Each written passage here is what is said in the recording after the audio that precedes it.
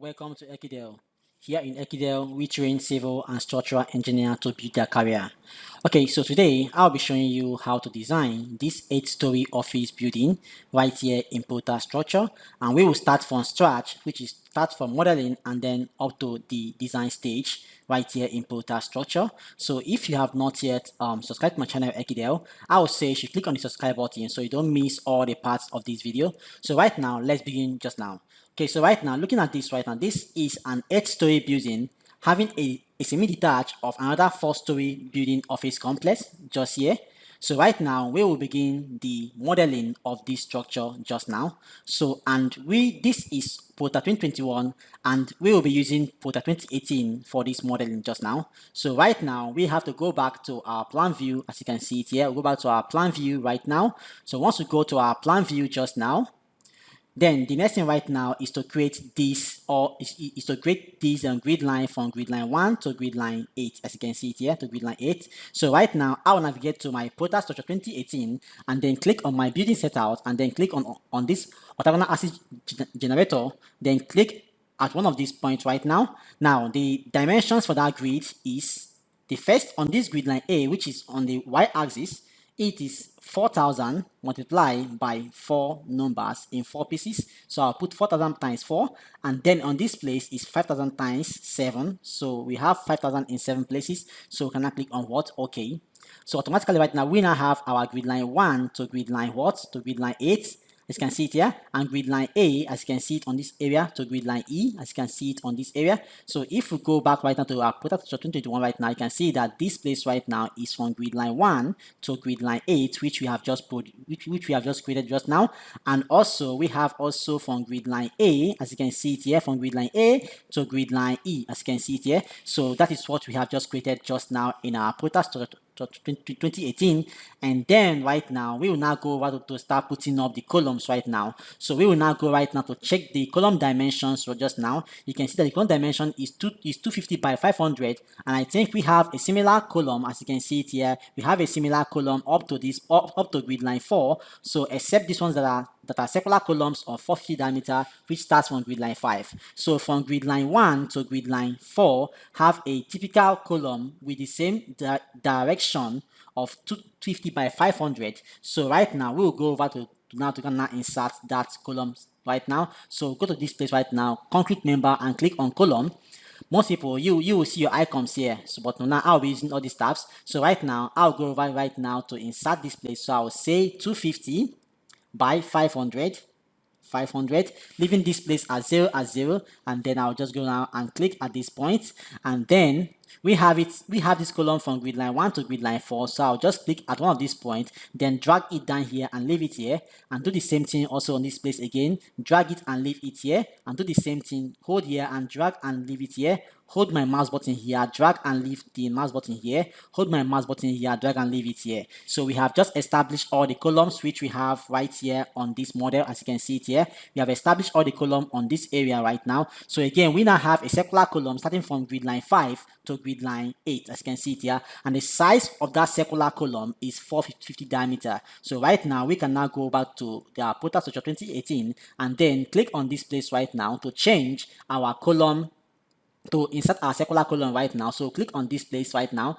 Let me just go back to show you again how when it comes to this place. So to insert a circular column right now, you go back to this place again, concrete member right now, and then click on column, and then a dialog box is going to appear where you now have to click at this section members, session manager, and then choose a circular column and then click on what? Okay. And then we will now have to input our diameter, which is 450.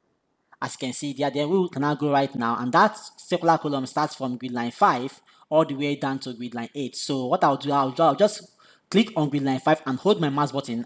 I'll not release that, and then come to grid line 8 and release it. But if you don't know this way, you can just be clicking and be putting it on this as I'm clicking here. So insert your column, circular column at this point where we have our circular columns. So insert and insert and insert here, and insert and insert here. So we have established all our circular columns, as you can see it here, and also we have established all the circular column on this area just now. So right now we will now check again. We will now have to now start inserting our beams. Let's start from this grid line 1 to all grid line 4 right now. So let us check the depth of our beam. The the depth of our beam and the width is 250 by 600, and you can see that it is all general on up to grid line 4, as you can see it here. So we have to now insert this grid size of 250 by 600. So now go back again to our Prota right now, and then insert, click on this place right now, and click on concrete beam right now, and then click on 250 as our width of beam, and the depth of beam to be 600, and then we will now have to now click at this point right now, one of the points, and then release at grid line 4, because that's where we have our this beam stopping. So click again from grid line 4 right now to insert to this grid line A, and then from grid line 4 right now to grid line 1, and then again from grid line A right now to grid line E, as you can see it here. Then we can now escape and then click again from grid line E to insert all the way down here. So the whole idea is just to insert your beams to connect all these columns, which are just rectangular columns with beams of 250 by 600. So I'll click at this point again and then release it here, and then escape, click at this point again and release it here. So right now we have successfully inserted all the beams that we have on this side. Can see it here. We have successfully inserted all the beams we have on this side. Now let us check the size and the geometry of this other beam, which are on this circular direction. This beam on this circular column area is 350 by 600. So right now I will now go just now, and that beam starts from, that is 350 by 600. So right now I'll just go just now on this place again and click on my beam from this place on this tab, concrete member, and then click on beam, concrete beam, and then set my size of my width of the beam as 350 and the depth of beam as 600, as they are 600, and then I'll begin to click right now to insert my beam. So I'll click on the first point of my beam insertion, and then click on the last point of my beam insertion right now, and then move again to the next to insert to this place again, because we have the beam here also, and then we have the beam all the way down to this place also, and then I will now have to now press my escape key, and then I will now go right now to click at this point right now and click again at this other point again. Okay, so right now I will now go again and click at this point again and click again at this point again. Okay, so right now I will now go again and click at this point again and click again at this point again, then click on escape key and then click again at this point and also release at this point. Then also I will click on my escape key, click again at this point again, and click again at this point again, and then I'll click on the escape key again, click at this point again, and then click at this point. Okay, so right now we have successfully inserted all our beams on this floor. So if we check on this sample here from this Protastructure 2021 right now, you can see that we have successfully inserted all our beams on this area.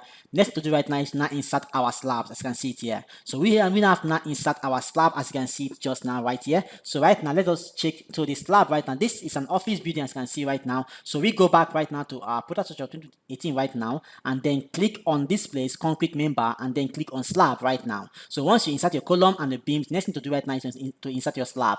Now once you click on your slab, a dialog box will appear where you now have to insert your slab depth, which in this case I'll use 150, and concrete cover I'll leave it as 25, and then I'll click on loads right now. I'll use my dead load, which consists of my tile load, painting load, finishing, partitions. I'll use all those loads at 1.5.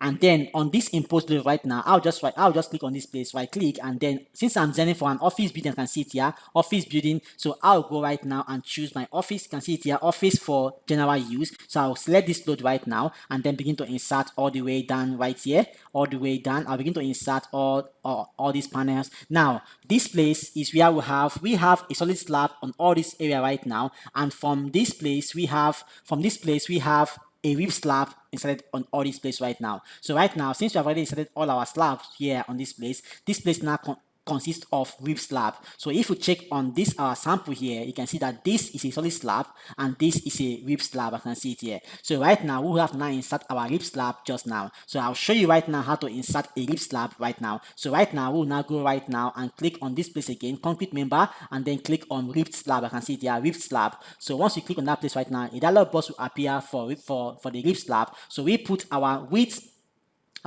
of beam, we'll put our width of beam right here to be 150, and then we'll put our height of this beam to be 350, and because rib slab is like a it's like a strip of beam and also a slab mixed together. And then we have to now impute the slab height. We have to use 75. I'll say 75, and then the S block I'll just leave it here as 400. And then we go back now to now go to load right now. On this load right now, I'll choose again my dead load again to be 1.5.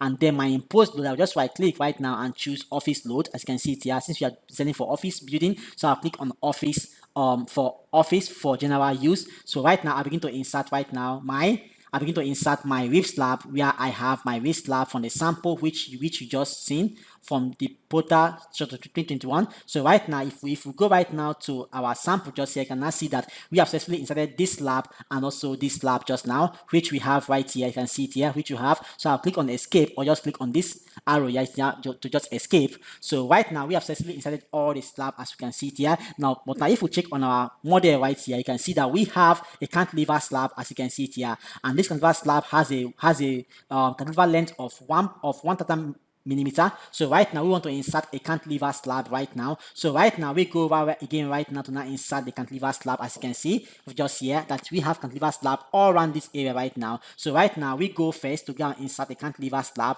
We'll go back to this place right now and click on our concrete member and then click on slab right now. Now we will have to now insert our cantilever slab. So to insert a cantilever slab right now, you change this type from type 1 to type 12, as you can see it here. So once you change to type 12, you have a new dialog box, as you can see it here. And then next to do right now is to now insert our length of cantilever, which in this case it is 1,000 millimeter. So I put my length of cantilever here right now. Then I now click on load right now. On this load right now, I have now defined my parapet load. This parapet load simply means cantilever load. And what does cantilever load mean? Cantilever load simply means like all these handrails and all this human load that will be on the cantilever area. So right now on this cantilever load right now, if you check in my previous video, I have shown you a lot how to calculate this parapet or this cantilever load. So check on my videos below.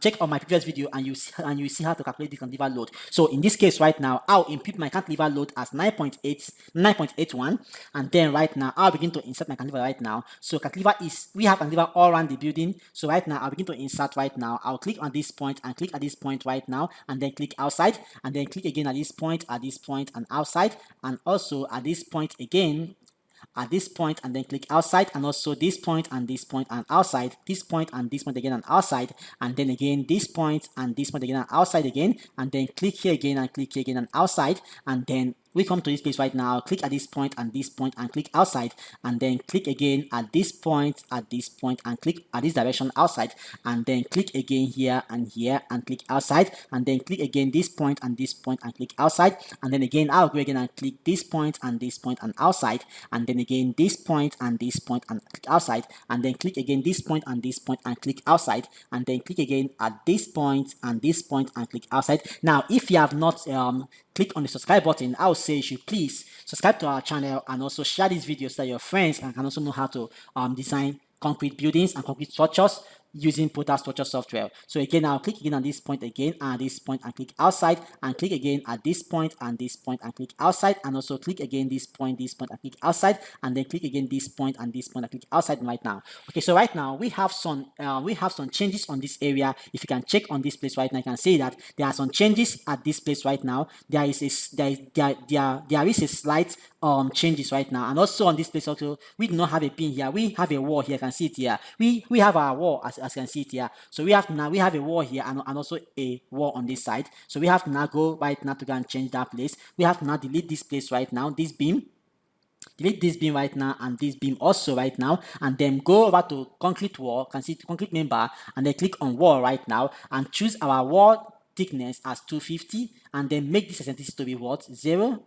Make this one to be 0 and then 0, and then insert our wall right now from this point to this point right now, and then from this point again to this point again just now. Okay, so right now we have inserted our concrete wall. As you can see that we have it at this place right now. You can see we have a wall here and also a wall here, and the same wall we have here, the same wall that we have successfully inserted just now. You can see it here, just here. Okay, so right now next to do right now is to now form these changes that we have here. We have a recess out, as you can see it here, a recess out of about 2 meters. As you can see it here, we have a recess out of 2 meters. So we now have to offset this grid line A outside by 2 meters. So right now we'll go and offset this grid line A right now by 2 meters. So right now we'll go here right now and offset this grid line A by 2 meters. So we have to now click right now. So to offset right now, just click right now, right click and say offset, and then hold your direction outside. Just direct your mouth outward because we have that recess outward and not inward. So we now have to now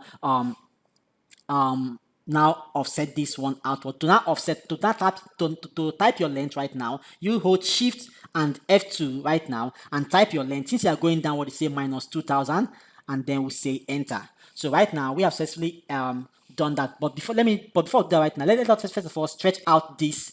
Let's first of all stretch out this one. You can see that this one is directly at the point. So let us first of all delete first and then try to stretch out this line first. This grid lines first, so that they don't have to collide with each other. So I'll just say stretch and I'll just hold this point, just click on this point and then go down a bit to how I want it to the extent I want, and I'll just click outside here. And then right now we can now go and offset right now that 2 meter that we have already. So click on a grid line A and offset and then hold shift and F2 key, then type minus your offset distance of 2000, which in this case 2000, and then click on what enter. Okay, so right now if you check on this sample right now, you can now see that we have a beam. As you can see here, we have a beam here. We have a cantilever beam from this column out, and also from here out, and also from here out. So right now, and that beam depth is still 250 by 500. So right now we go right now and go and insert that cantilever beam right now. So click on concrete beam right now. The same depth that we have, 250 by 500. That's our depth of that beam by 500. So just input these parameters for the beam right now, and then go right now and then click at this point and also at this point to insert our cantilever beam. This triangular sign here, symbol here, simply means that this beam is a cantilever. So right now we do the same thing at this point again, from this point again to this point again. Okay, so right now again, let's see how we have again. So we have that cantilever beam at this grid line 1 and grid line 3. So let's see if that's what we have. Grid line 1 and grid line 4. So it is not here. So just delete that right now and then impute it at this grid line 3. That's why we have our cantilever at this grid line. You can see it here, grid line 1, as you can see it here, and grid line 3, as you can see it here. So right now, we go again right now. We also have a beam joining this together, and we have another cantilever beam again at this grid lines 2. So we go right now to now insert this right now at grid line 2, as you can see it here. And then we now have to now insert a beam from this point to this point. But if we check it out right now, you can see that this beam that we have on this place, you can see that it is flushing directly on this grid line F. It's not at the midpoint, but it's at the edge. So right now we go to and change this beam orientation to make this edge right now to be at this directly at this surface at this grid line F. So right now we go to this place and change the this thing right now to this place. Just click on this point right now and click on. Once I click on update, look at what will happen here right now. So I click on this and say update right now. You can see that there is a shift inward. So we do the same thing again and also insert it right now here also. Okay, so right now we can now click on what escape. As you can see it here, escape. Then, if we now notice right now, we don't have a cantilever beam inside this place. Our cantilever beam stops directly at this grid line 3. If we check it from here right now, you can see that this cantilever beam right now, this cantilever beam slab, sorry, stop at this grid line 3. As you can see it here, this grid line 3. So we can now stop that. We can now go right now and delete this cantilever beam here, so that our slab, so that this cantilever slab right now we just stop at this place while we insert our solid slab at this place, because that's what we have just now. You can see it here, we have solid slab at this place and this place also. So go right now and just click on one of these slabs, right click, and then we say properties, and then we now do what? We now, once the labels appears, we can now click on insert and insert, because it will take all the load that we have already set on this place down to this place right now. So now click on what? Escape. So if we now click on what right now, if we click on this other place again, and you can see that this beam has a wall load. That's why you can see this red hash. This red hash simply that this beam has a wall load. So you can see if you now check on the 3D view of this thing right now, you can see that this beam has a wall load, and that wall load is what you are seeing. Let this thing just load. You can see that wall load is what you are seeing just here. You can see the wall load that you're seeing right now. So this is the wall load you're seeing right now. So right now we want to now insert this wall load right now. So if we also go to this place and check on our own 3D view right now, if we check on our 3D view, but before then first, let us go back to this plan view right here. Go to this plan view first and go and finish up what we have here, because we are not yet done with the plan view before we now begin to insert wall load. So if you check on this place again right now, you can see that we have a wall from this from this region all the way down this region. You can see it here, and not a beam. So we will now have to go and remove our beam that we have on this other one.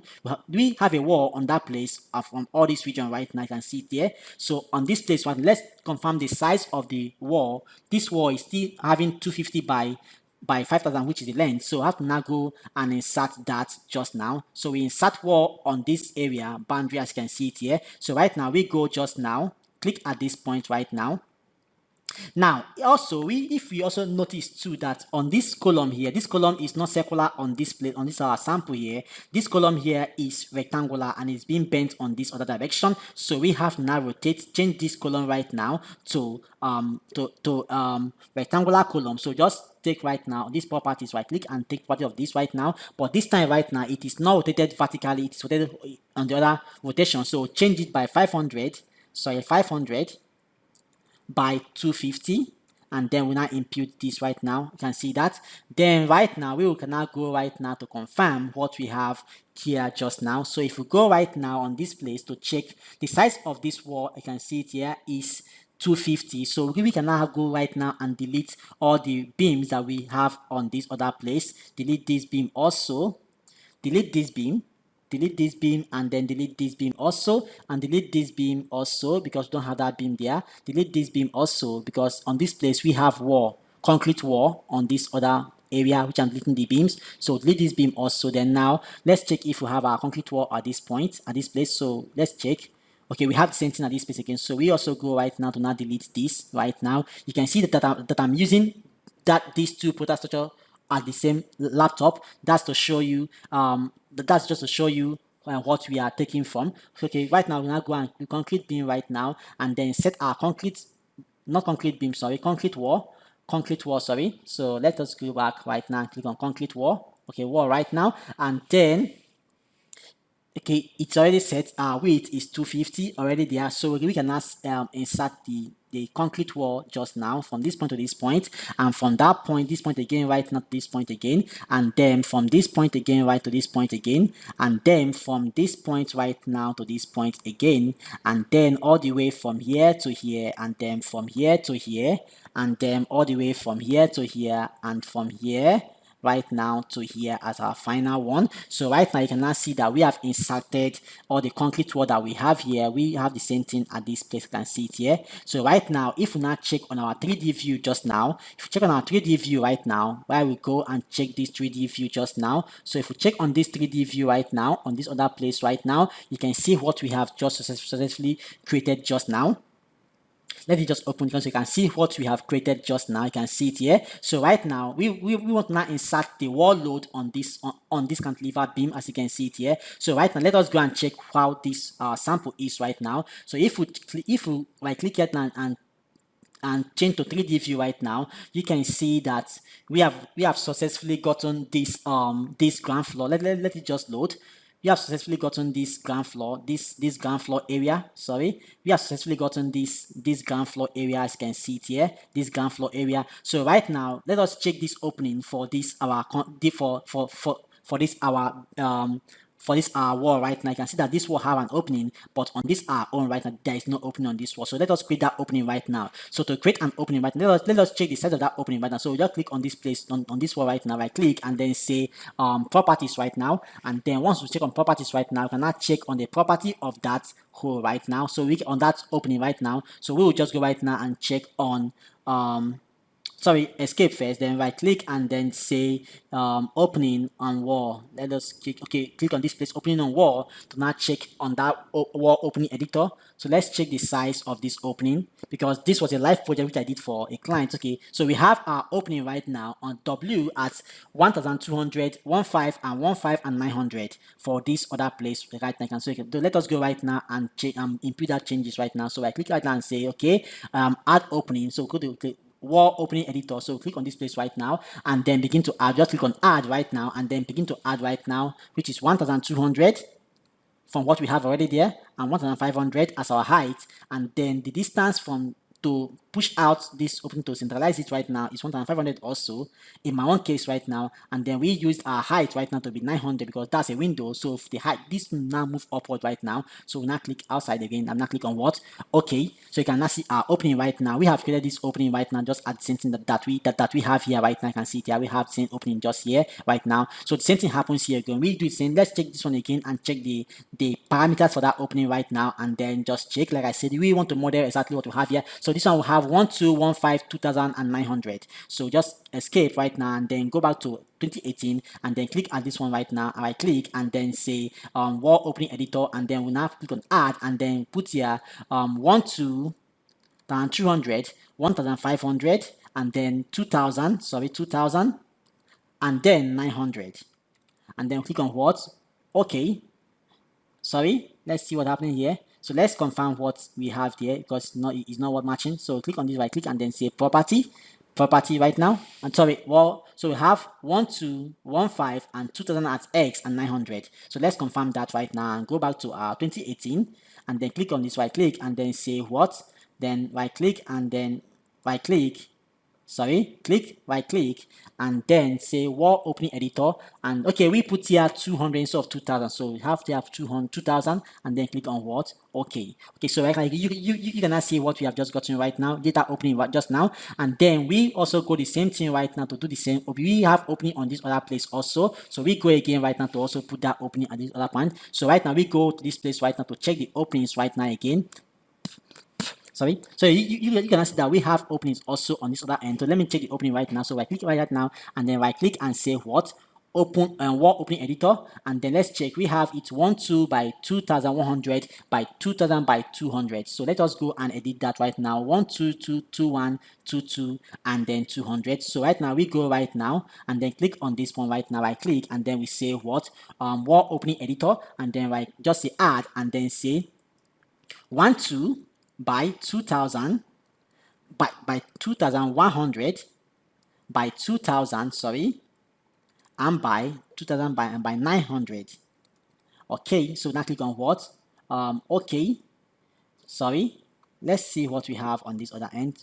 By 200, not 900, by 200. Okay, so can I go right now and change this right now to 200? Okay, so you can now click on this, say okay right now. So you can now see how we created this opening just now. You can see that the same thing happens to this one also. The same thing, the same opening, the same opening parameter. So click on add and then we say 1200 by 2100 by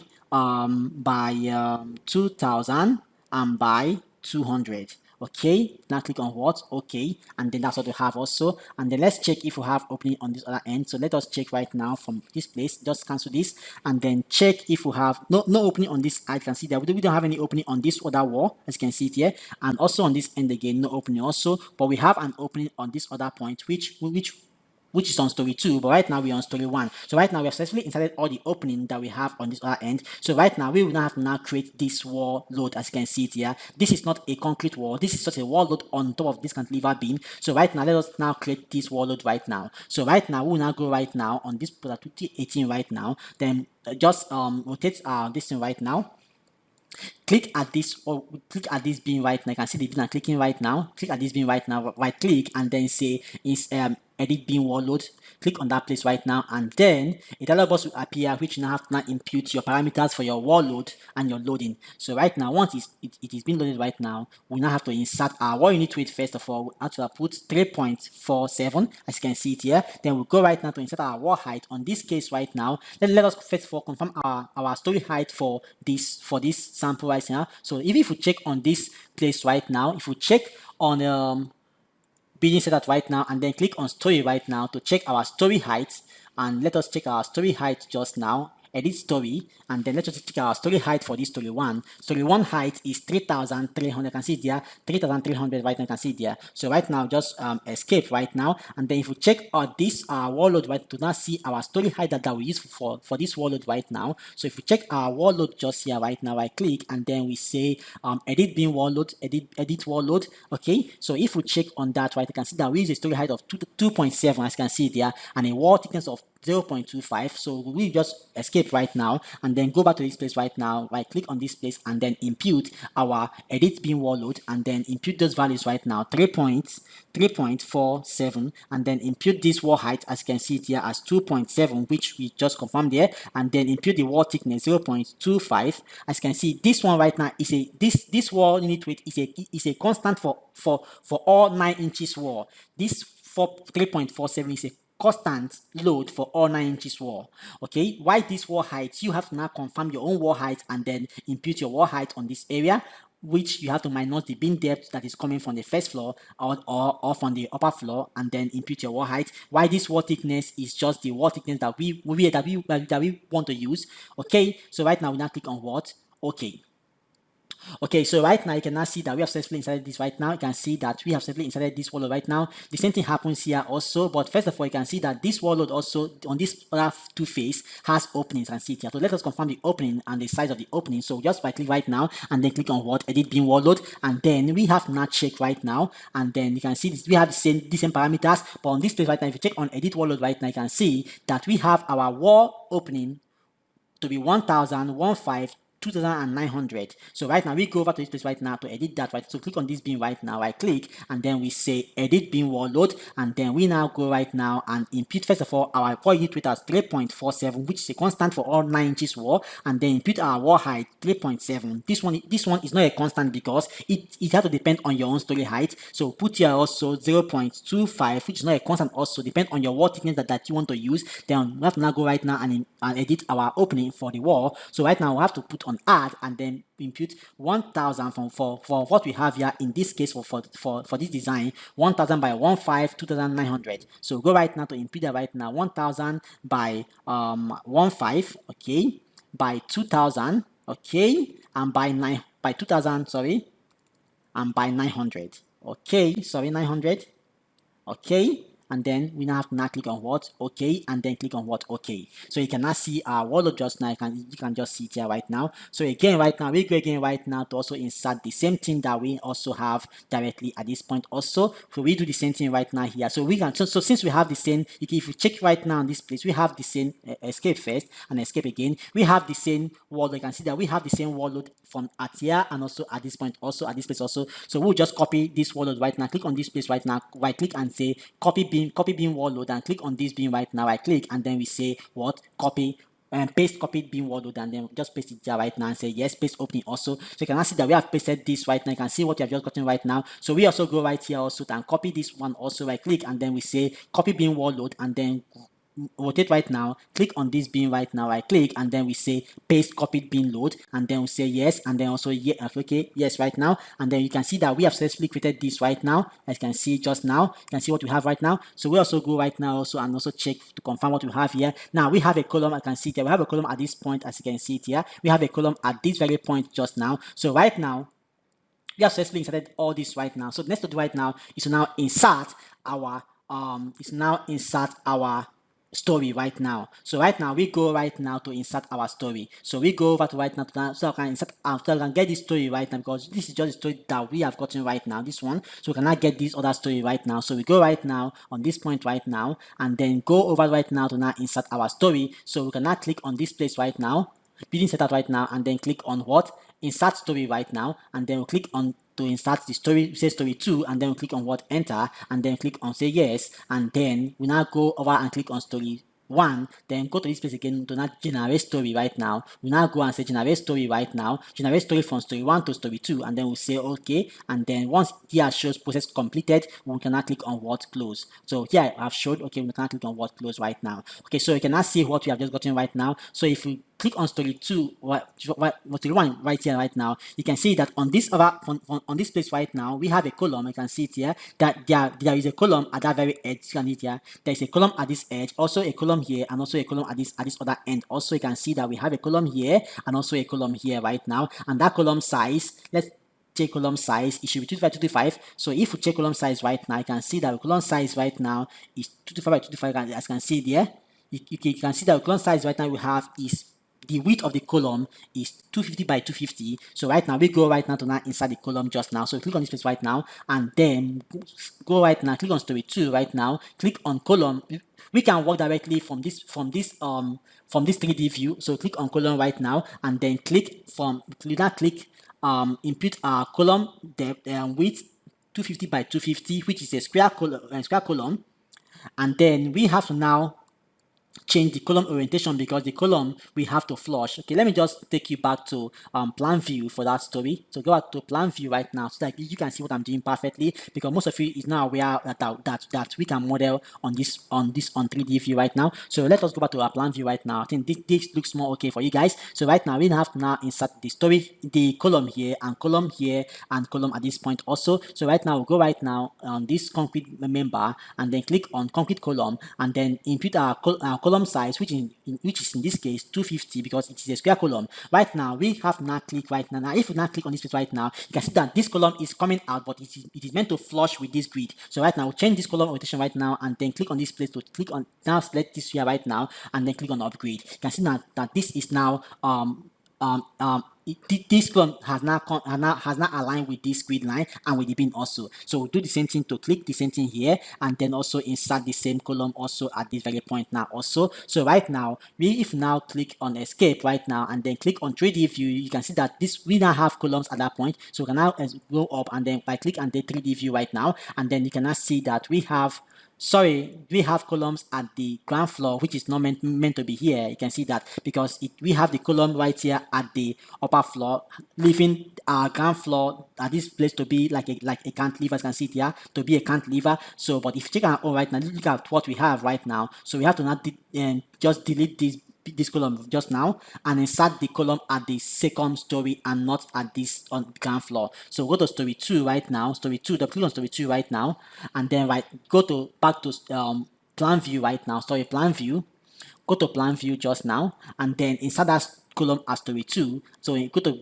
right here, right, complete member right now, complete column right now, and then input our column parameters, which is square column 250 by 250, and then change our column orientation to flush with this grid line, and then we'll now go and insert it here, and also insert this also at this point, and also insert this also at this point also, and then we'll click on escape right now. So once we click on escape right now and then check on our 3D view right now, you will see that this column right now have been inserted perfectly. So you can see what we have just gotten right now. You can see that what we have gotten right now, you can see what we have just gotten just now. You can see that just now. Okay, if we also check on what we have on this our sample just here, you can see that we have successfully created right now what we have here, having our column at this point and this point also. You can see it perfectly there. So right now we will now move on also onto right now. So now let's see if what we have is what we have created right now. So you can see right now we have this wall only on the ground floor. I can see it here, but right now we have it at the upper floor here, so which is not supposed to be so. I can see it here. We have only on the ground floor, so we can now go back to second floor right now to now remove this wall. This wall on this area. So we can now go right now to plan view right now, to plan view, then remove this wall as you can see it here and change it to a beam, to insert a beam at that very point. So we can now go right now and then click at this beam to take the property, right click and say properties, and then begin right now to click at this point right now. Once the little box shows, click at this point and then click at this point and then also click at this point also. So right now if we now check on our 3D view right now by clicking escape first and then check on our 3D view right now, if you check on our 3D view right now, you can now see what we have just created just now. So check on 3D view right now, you can see that what we have created is now matching with what we have on the other side. So if we check on this right now, you can see what we have just created just now. You can see what we have right now. It's something that we have also here at this point also. So you can now see what we have. You can see that. You can see what we have. And also you can see that what we have just created just now, as you can see it here, perfectly okay, as you can see there. So right now we have to now go and modify to check on our column on our Storey 2 on the plan view of this Storey 2 to check what we have not changed. So right now, if you check on this Storey 2 plan right now, let's check on Storey 2 plan first. Okay, you can see that this Storey 2 plan, let us check if we have the same view from our own sample, which we are trying to do right now. So check on the plan view also to confirm if we have the same thing. Okay, so we have the same thing, as you can see it here. The same thing we have here is the same thing that we also have at this very point here, as you can see it there. So right now, let us now move to Storey 3 right now. So if we check on Storey 3, let us check on Storey 2 first first. This is, let us check on story 2 to see what we have got. Okay, story 2. Okay, right, let's see story 1 first. Story 1 of this one right now. So story 1 right now, you can see that story 1, this story 1 of our sample here, the same thing we have on story 1 on this side. There is no slide, there is no more change. You can see what we have, the same thing that we have just here.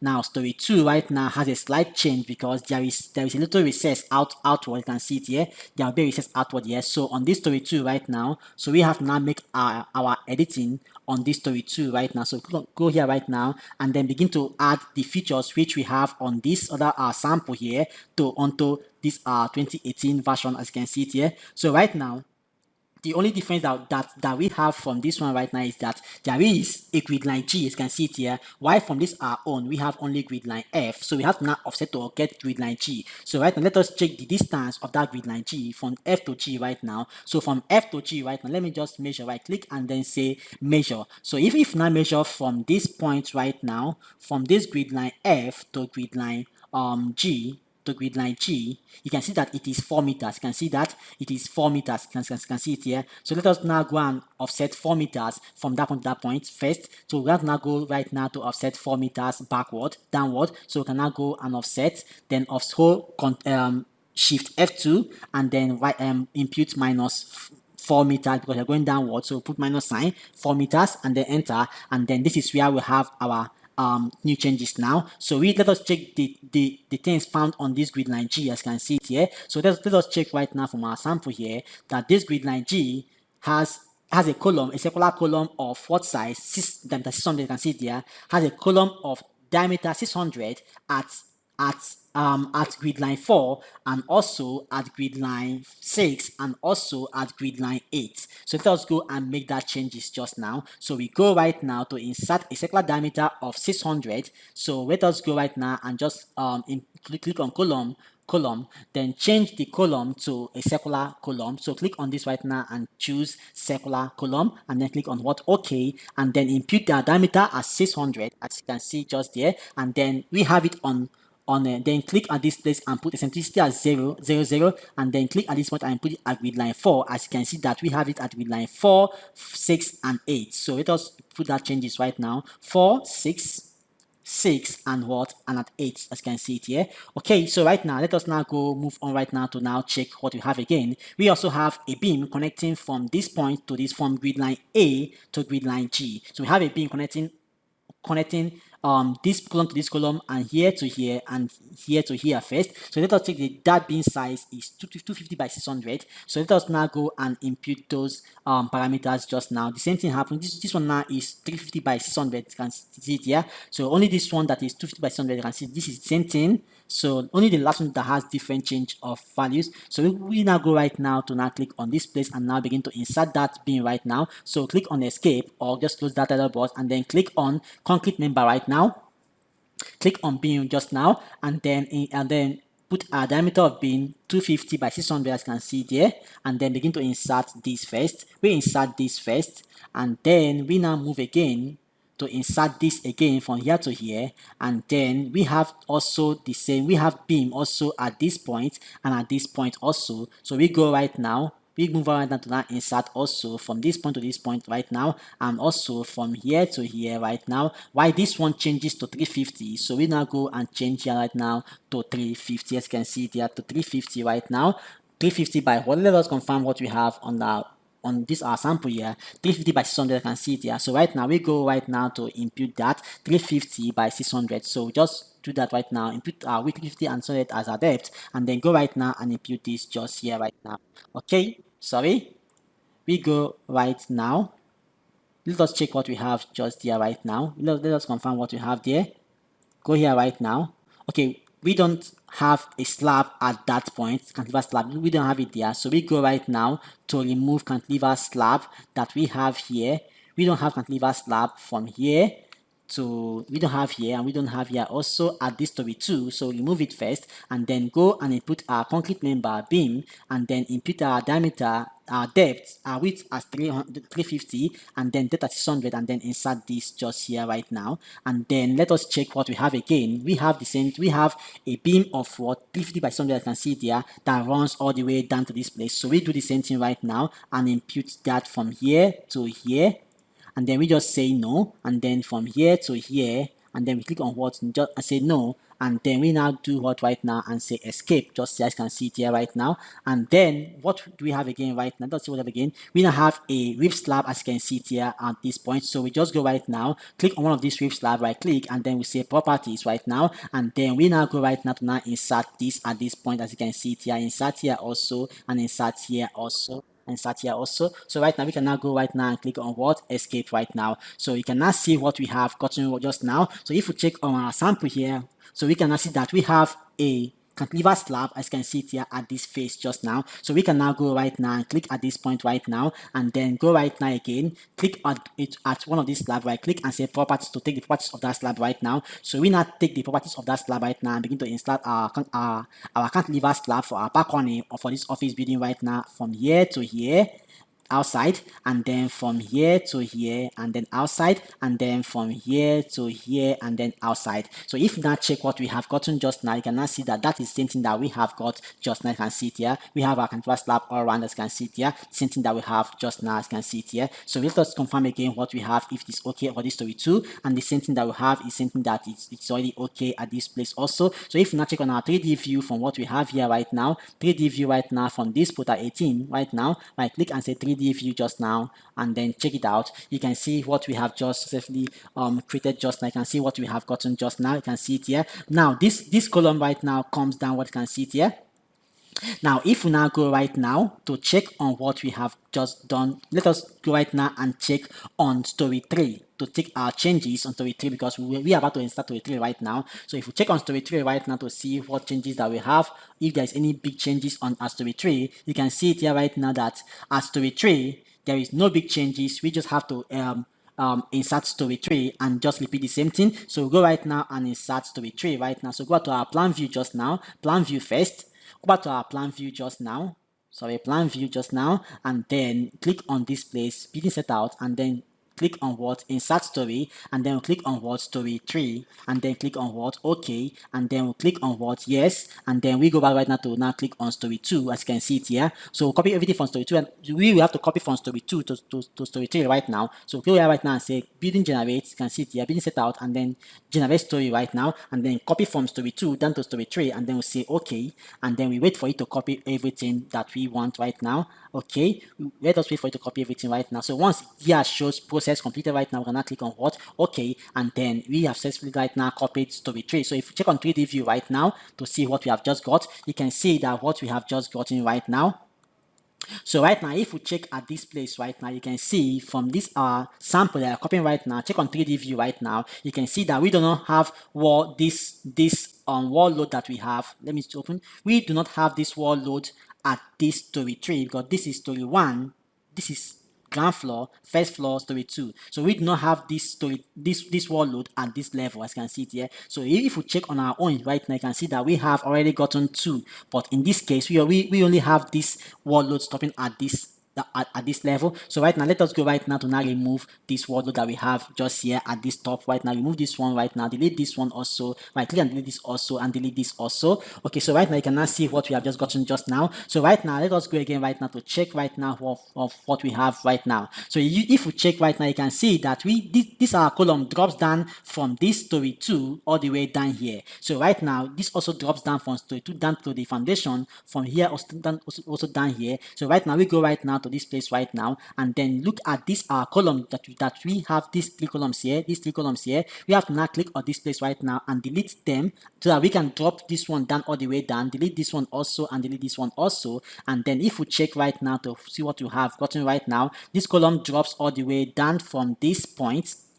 Sorry, let us repeat that back, because the column drops all the way down from this second slab, which is our first slab and second slab, all the way down. So let us go right now to just undo that, and then let me undo that right now, and then just undo that again and undo that again. So right now we will just click right now here. Sorry, this should be gone, not undoing this. then click on this place right now, right click to now drop this column downward right now. I've already made a video for this before, but to drop it right now, I'll have to now change the story from story 1, as you can see it here, to story 2, and I'll click on what update. To drop down right now, you can see it there. So I'll click on what escape, or escape just here, and then just escape, and click again on this one again, right, to drop this column from here right now down to the foundation. So click on this right now and say right click and then just say properties, and then we go again right now and say what, story 2, and put story 2 here and say update. It will drop it down right now to be a slender column right now, and then we'll go again right now. I've already done this video before to just show you on this area how to form this column, so you can check on my previous video to see what we have just done for that. So right now go again right now and put on what, 2 on this place to now make this column a slender column. So you can now click on right now and click on update right now, and then click on what, close. So you can now see what we have just gotten just now. You can see what we have gotten just now. So if you check right now on this place right now, you can see that what we have gotten for this one right now is also the thing you have gotten right now. So you can now see what you have gotten right now. So if we now go again right now to now edit, do not check this place right now. If we check on this place that we have right now, you can now see that we do not have this opening at this third floor. We only have the opening stopping at ground floor and first floor, but second floor does not have that opening. So right now we go right now to now remove this opening for these two. So right click right now and then do what right now, click on what, wall opening editor, and then we'll do right now, and then go and find out that one, this one here. So right click and then we say wall opening editor right now, and then we click on what, delete. Say yes, and then click on what, okay. That will close. Then do the same thing for this other one. Also click on this, right click and then say wall opening editor right now, and then click on what, delete, and then say yes, and then click close. Okay, then right now you can now see that we have successfully done that right now. So the same thing we have here is something that we have on this our sample that we are copying right now. So we have successfully created this story right now. So we have to now insert the next story again right now. As you can see there, we also go and insert the next story again right now. So we go all the way down right there to go and see what we have just now. So if we check this right now, you can now see that what we have gotten right now is also perfectly what we have gotten. You can see our view from here, and if we check on this our sample copying right now, you can see that this is what we have right now. You can see our view, you can see our perfect view, and also our perfect view here also perfectly. You can see that right now. So let us now go and insert the next story, as you can see then right now. Now insert the story 4, as you can see it here. So let us now go and insert the next story right now. So if we check right now from our plan view just here from this our sample copying right now, you can see that from story, let us check on story 4 right now. So on story 4, we don't have this recess again right now. You can see that recess stopped at story 3. So once we put in story 4, we have to not delete this recess right now, because that recess stopped at story 3, at story 3. So let us now go and do what right now, to now go and insert story 4 right now. So let us go back to our plan view just now, click on this place and say plan view right now, and then go right now, and then let us take what we have here. We do not have a beam here, so I'll go and put a beam just now on this place. We have a beam right here at this place, but on this place right, let us go and check on story 2, on story 3 what we have got. Story 3 right now have a beam all the way down here, so we have to now go and put a beam there at story 3, but not a wall load but a beam. So we go right now to insert a beam there. Go and click here, that's for a column. Go and click here right now and insert concrete beam of 250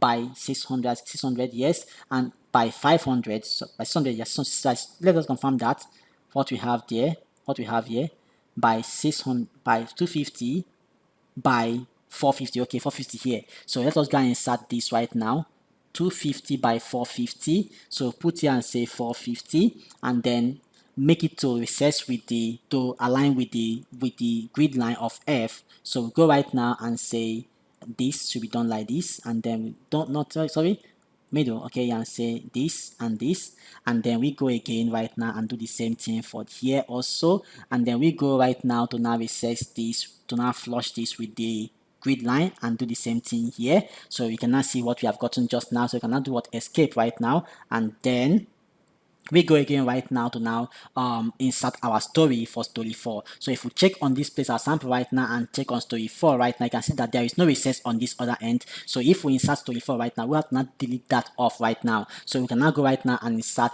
and say insert story, and then say story 4. You can see it here, and then click on what OK, and then say yes. And then we can now click on story 3 first, and then right click on this place right now, and then say generate story, and then click on story 3 to copy to story 4, and then say OK. But on this end right now, we have to now delete what we do not have on this, because we do not have this right now as story 4. As you can see it here from our copying just now, we do not have this as story 4. All here is just a waste slab or true. So we go right now on this place right now and delete what we do not have here. So delete this right now, delete this also, and this, and this, and this, and this, and then delete this also, and this also, and this also. So we do not have that right now. So if now, then we can now go and insert our slab right now all the way down here, our cantilever slab. So take property of this one right now, and then go and click on here, click here, and click outside, click here, and click here, and click outside. Here I will join. Okay, so right now we can now go again right now, and then go and confirm what we have. If the same thing we have on story 4 here is something that we have just done as we have here. So this is what we have. You can see the shape here, the same thing that we have just copied, we have just done the same thing here right now. So right now, if we check on our 3D view right now to confirm if that's the same thing that we have, let us confirm right now to now see if the same thing that we have, same thing we have. Okay, this is what we have just gotten right now. So let's see if the same thing that we have is something that we have also here. So if we check on 3D view for this one right now again and confirm if the same thing that we have on that main project that we are working on right now. Okay, if we check on this right now, you can see what we have just gotten also. So right now, if we check on this place, this is what we have just now. You can see there. So right now, you can see that there is a cantilever slab directly at the face of this place, right now. As you can see there, at this place right now. Look at it right now. You can see a slab right here, as you can see there, this slab right now. So let us go and offset this slab for this place right now. So let us go back right now to impute that slab. That slab should be found here, and that is story 3. That is story 3. You can see the 3. So go to story 3 right now, and then go to plan view. As you can see it here, plan view. Let us go right now to plan view to impute that cantilever slab. As you can see it here. So if we check on our plan view also for this one right now, and go to story 3 plan view to see if that changes is what we have perfectly. Okay. So if we check on that right now, story 3 right now. If we check on that, okay, yes, we have a cantilever slab, as you can see there. So we'll go again right to that, also put that same thing right now. So click on this right now, take the properties of that right now, and then insert the cantilever slab all the way down here, and click outside and all the way from here to here, outside and all the way from here to here, outside and all the way from here to here, and then say outside. Okay, so right now you can see what we have gotten right now. So you can now say escape right now, and then we can now go right now to check on our 3D view to see that if that is what we have just gotten right now. Click on this and 3D view right now. Okay, so you can now see what we have just gotten just now. That is what we have just created right now, is this cantilever slab. You can see there.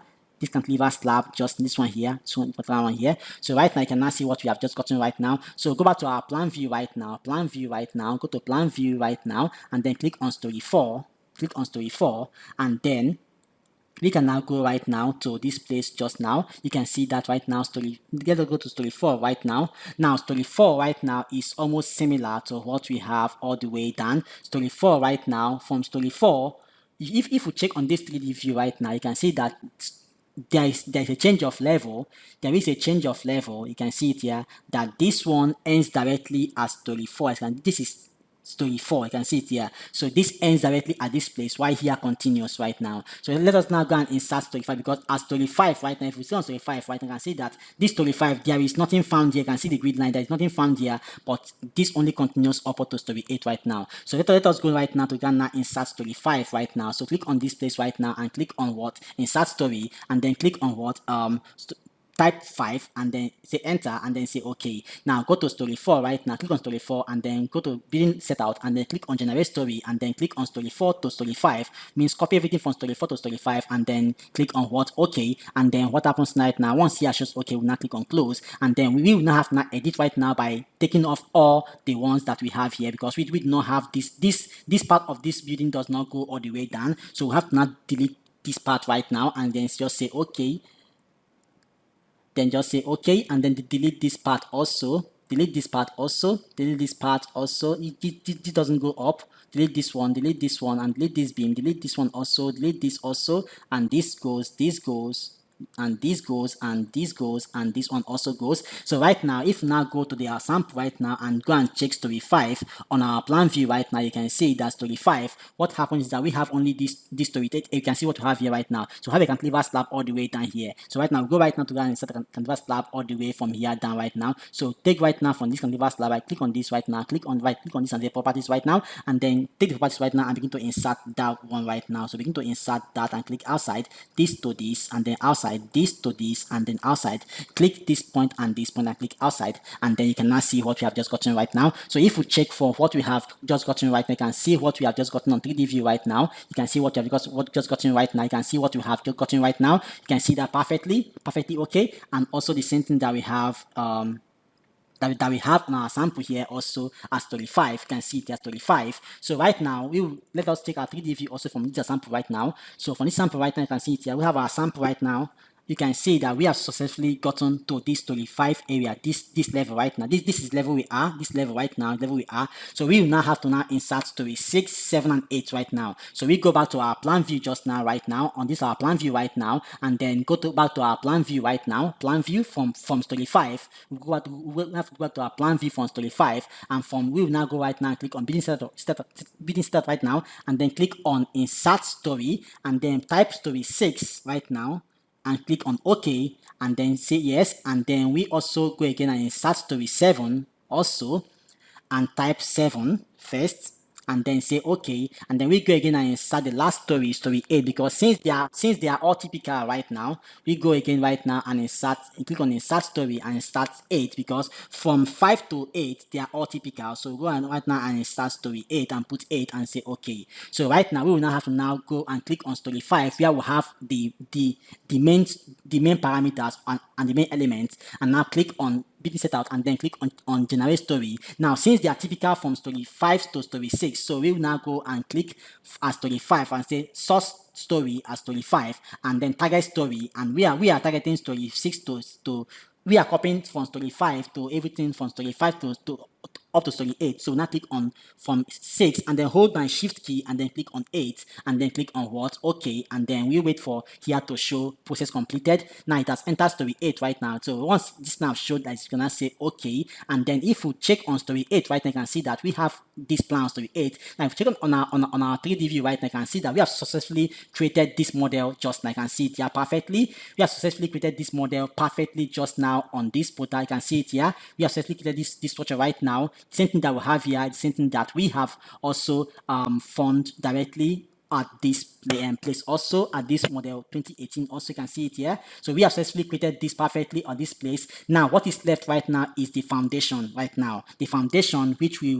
we have to first of all use a beam, a ground beam, to connect all this one together, because we are going to use a pi for this foundation for this office building right now. So right now you can see that we have successfully created this model right now. So we will now have to now create this foundation beam right now, which is the ground beam right now, but that will be on my next video. So I will say that if you don't want to miss the coming video on how we have to create this foundation and also move into our pi foundation and also load this structure and then run the analysis and also perform our structural and then perform our structural detailing for this 8-story building, I would say you should just subscribe to our channel and click and turn on the subscribe button so that you will be notified whenever we post this video also right now. So this is how we have successfully created this model. As you can see it here from the beginning, from the scratch, from our grid line down to this level. So I would say if you have any comment, drop the comment down below and then I will reply you ASAP. Okay, so our next video right now will be on the design of this on the modeling of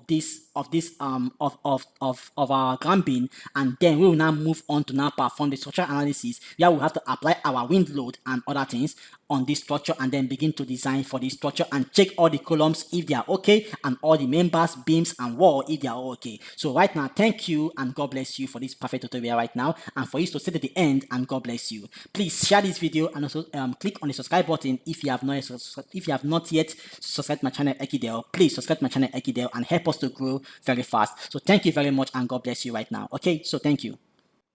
Hello, welcome to Ekidel. where we train civil and structural engineer. Okay, today I'll be showing you how to design a ground beam for this 8-story office building right here in Protastructure. Okay, so before we begin the foundation design, which is a pi foundation that we will use for this structure, we will first of all have to connect all the columns with a ground beam. So I'll be showing you how to connect that ground beam just now. Okay, so right now, to now connect our columns with a ground beam, we go directly to story 00 right here. But first of all, we'll click on this place and change from the 3D model to our plan view. Now, from this plan view right now, we will now go right now and click on story 00, where we will have all our columns and our walls can see it here. So to now start to create your ground beam to connect all these columns with beam, we will now have to now click on concrete member and then click on concrete beam, as you can see there. So right now we will now have to now impute our width of beam, which is this, and the depth of beam, which is this. And right now we want to use the width of beam for this case to be 250 millimeter. As you can see there, they will now impute our depth. We want our ground beam depth to be 950 millimeter. And then we will now have to now begin to insert our beam right now. So click at this place right now and click at this place, I can see there, and then we'll click again this point and then click again, and then we'll begin to insert all our ground beam, as you can see it right now. So while we do this right now, I would say that if you have not subscribed to our channel Ekidel, I would say you should please click on our subscribe button so that you don't miss our updates on all our civil and structural engineering design using different kind of design software, which in this case we are using right now Protastructure, and soon we will also enter the foundation design for this structure, which is the pi foundation. And if you don't know how to design a pi foundation, I would say you should not worry yourself, because you have come to the right place, which is Ekidel, where we teach a practical base of structural design and also structural detailing from the basics to the professional stage. Okay, so also we have to now impute all our ground beams. The reason why we are doing this ground beam, why we are trying to connect all the columns with a ground beam, is because so that if there is any form of vibration or settlement, you can see that all these columns will now have to behave exactly the same, instead of let there be a different instead of the vibration to affect any column. Sorry, it will just affect all the columns at once instead of affecting the columns differently. So that's why we are trying to connect all the columns together, as you can see it here. This is mainly used in the place where you have earthquakes. When there is an earthquake, it is always good, or when you're designing for an earthquake region, it is always good to connect all your ground beams together, to all your columns together, sorry. And also, if you are also designing for a high-rise building, it is advised to connect all your columns together with a ground beam. That is what we are doing just now. Then after this stage right now, we can now go and design for our pi foundation. Okay, so I connect all my columns together, as you can see what I'm doing right now. Okay, and also, if you have not watched the part 1 of this video, I would say you should just check on the link below, and you will see the other parts of this video, because we started this design from the scratch. Okay, and I'll also say that if you have any comment regarding what we are doing right now, I'll say you should drop the comment down below and we will reply you immediately. Okay, so right now we are done inserting all our ground beams, as you can see it here. And if we also go right now to close here and now go to our 3D view right now on this place, check on our 3D view right now, you can see that we have successfully inserted all our ground beam, as you can see it here. Now the next thing right now is to now insert our floor slab, our ground floor slab. You can see there. Well, we have to insert our floor slab at this place right now. So right now we now go right now to now go back here, plan view, and then go to plan view. Then right now we now click on what they call concrete member here, and then go to slab, as you can see it here. Now we want our depth of slab, since this is directly on the soil, although it will be elevated from the soil directly, but since this is a substructure, we want our slab thickness to be 200 millimeter. And if during the design stage and it is not sufficient, then we cannot increase. So I'll remove this. I will make this right now type 0, and then put my slab thickness as 200.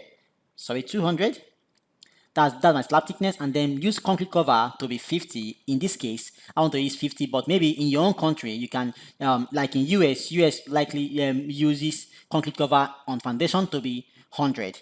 Okay, but here in Africa and other parts of the country, they use 50 or 75. Okay, let me use 75 in this case, or let's just say 50 as I've used before, 50. So right now, we now begin. Now, before you have to insert our slab right now, next to do right now is to now go to this place and do this place load and impute our relative level, because we don't want this slab. As you can see, okay, let me just insert first. You can see that this slab we have direct contact with the soil, so we have to insert our relative level to raise that slab. So if we check right now on the 3D view right here, you can see that this slab that we inserted right here, let me open that for you. This slab that we just inserted just now is trying to, you can see that it's trying to rest at the floor level. You can see it here, but normally it is meant to start from to like raise up to this level, so that we will have to use a sand fill, like a sand to sand fill this depth up to this place where we have our slab right now. So we will have to raise this slab up, and to do that right now, we have to now use to go and edit the what they call relative level. So you just click on the slab right now, right click, and take properties right now, and then you have to now go now and edit the relative level. As you can see it here under load, you can see here relative level. So since our beam depth is 950 and our slab thickness right here is 200, so 950 minus 200, that gives us what? That gives us 750. So if we go right now to impute our relative level at 750 and then click on what? Update, you can see that this is now upward. This slab right now comes upward. You can see that now comes upward. So if you now click on escape right now, escape here, escape right, you can now see our slab coming upward. And you can see there, this is now our slab coming upward. Let me change this slab color to so that it can be very visible. Let me change it so that it can be visible for you guys. Okay, not this one. Let me change it from here, from this layer. Okay, so right now, if you have not still subscribed to my channel Ekidel, I would say you should please subscribe to the channel, click on the subscribe button and subscribe, and turn on the subscribers notification so that you don't miss when we post our videos. Okay, so right now we now go to change this slab. This is just to show you a bit full of graphics, not too okay. I'll just do this right now to like make it dense, or go here right now and choose a color of blue. Let me choose a blue color for that and choose this right now, and then say, or choose this right now and then say okay. Then if I say okay right now, you can see that this slab color will change. So that this is just to show you a bit graphics of what we are doing right now. So you can now see that this slab right now is now upward. You can see there, if you just downward again, you can see that this place right now will be filled up with sharp sand or let me say laterite, but a well compacted sand will be here, while our slab will now be upward here. That gives our slab a space from getting direct contact to the soil directly. Okay, so right now we now have to now go and insert the rest of the slab for all this floor slab here. So we go right now right click and then go here and then go to our plan view.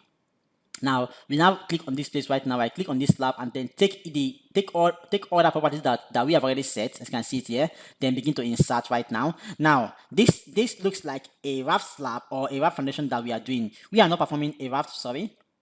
We are not trying to perform a raft foundation. This is not okay here.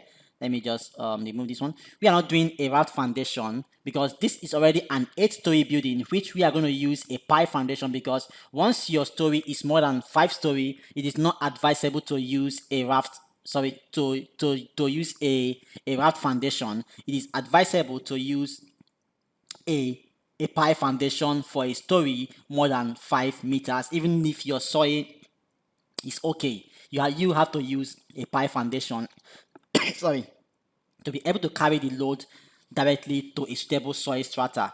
Okay, so right now we go again and impute here and impute this one here, impute here, and then okay, so right now we have to create a beam along this side right now. So go right now, escape, and then go here right now, concrete beam right now, and then create a beam along this place, along here, and then along here also, and along here, and along here, and along. We didn't create a beam here before. We create a beam under this wall because we want to also connect the wall together with that beam. So we'll do the same thing here also and here also. Okay, so right now we can now go right now to now insert our slab by picking this slab slab property here, and then begin. So like I was saying before, once your story is more than 5 story or 5 floors, you are meant to use a pile foundation to be able to carry the load of that soil directly to a suitable soil strata.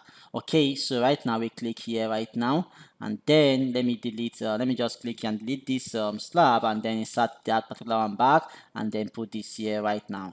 Okay, so right now you can see that we have successfully right now inserted all our slab, as you can see there right now. So right now, if we check on our 3D view right now, you can see what we have just achieved just now. You can see that we have successfully right now inserted all our floor slab, as you can see there. You can see our floor slab there all inserted, as you can see it here. So this is how to insert or to add a ground beam and also a floor slab right here in Protastructure for this structure, as you can see it here. Okay, so right now the next stage right now that we will be moving on right now is to go and now perform the design and run the structural analysis for this 8-story office building. That will be in the next part, which is part 4 of this lesson for today. Okay, so right now we are done for today's class, and then watch out for the next video, which is the design and then the structural analysis of this structure. And also, if you have not subscribed to my channel Ekidel, I would say you should please click on the subscribe button so you don't miss all our upcoming videos right now. So you can see that in our part 1 we did the full modeling of this structure from part 1, and if you missed that video, I'll say you should check on the link down below, and then you will be able to watch all the parts of the video up to this very end.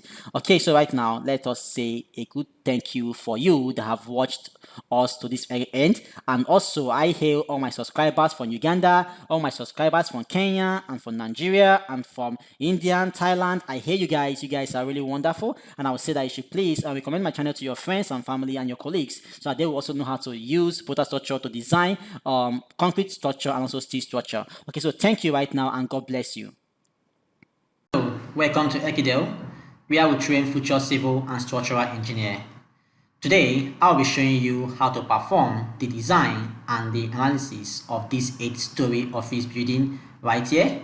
If you are a follower of Ekidel, or if you are a subscriber of Ekidel, you will know that we started this office building right from the beginning, and also this is a live project which we are working on right now. And then after this stage right now, we will now enter into the foundation design, which we are going to use a pile foundation for this structure. So I will say that before we continue, if you have not yet subscribed to our channel Ekidel, I will say you should please click on the subscribe button so you don't miss our awesome videos while we will update you on how to design building structures using this software called Protastructure. Okay, so let's begin right now for the project for today, which is to design this structure. So right now, before you can begin to design any high-story building, any building more than 10 meters high, you are supposed to add what they call wind load to that structure.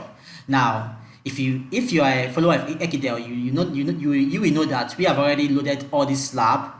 But for now, before we're gonna begin to analyze this 8-story building, we will have to apply wind load.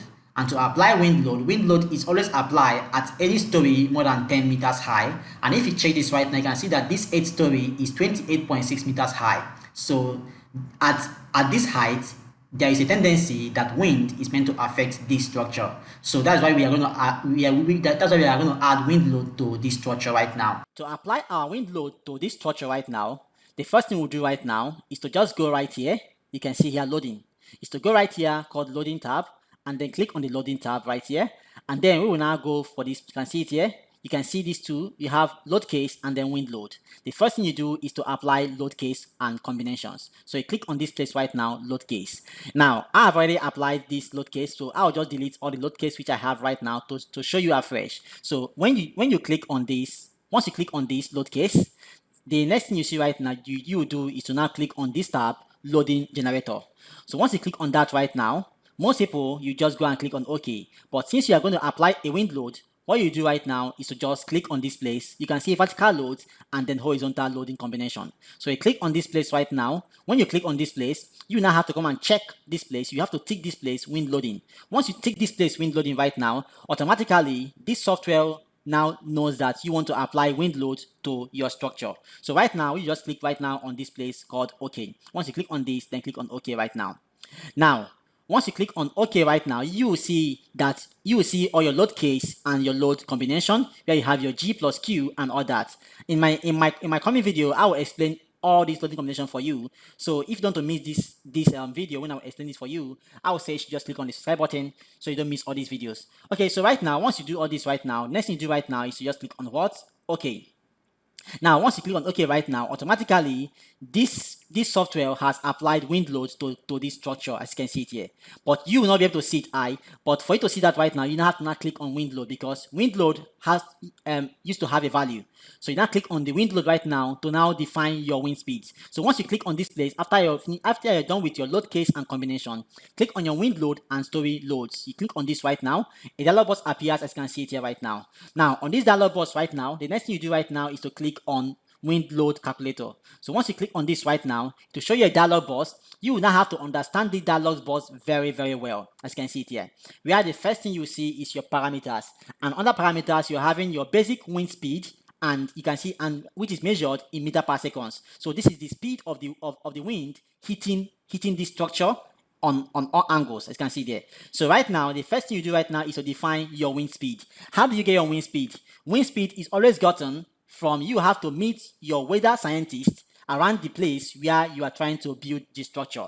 I would advise that if you don't know any weather scientist around the place you're designing for this structure, I would say you should go to Google. Google always upload wind speed of every location. So you just have to type the location, ask Google what is the wind speed of, let me say, if you're designing this building for, let me say, Lagos or Abuja, you just say, what is the highest wind speed that has ever occurred on in Lagos or in Abuja, or let me say wind speed that ever occurred in New York or in US or Jamaica, and Google will give you the highest wind speed that have ever occurred in Jamaica or in Nigeria or in Lagos or any part of the states or country. And also you can also ask Google to show you the current wind speed as at yesterday or some weeks before you are trying to design your structure. Google will give you a value. So you will now have to now, I always advise for you to take the highest wind speed that have ever occurred on that area.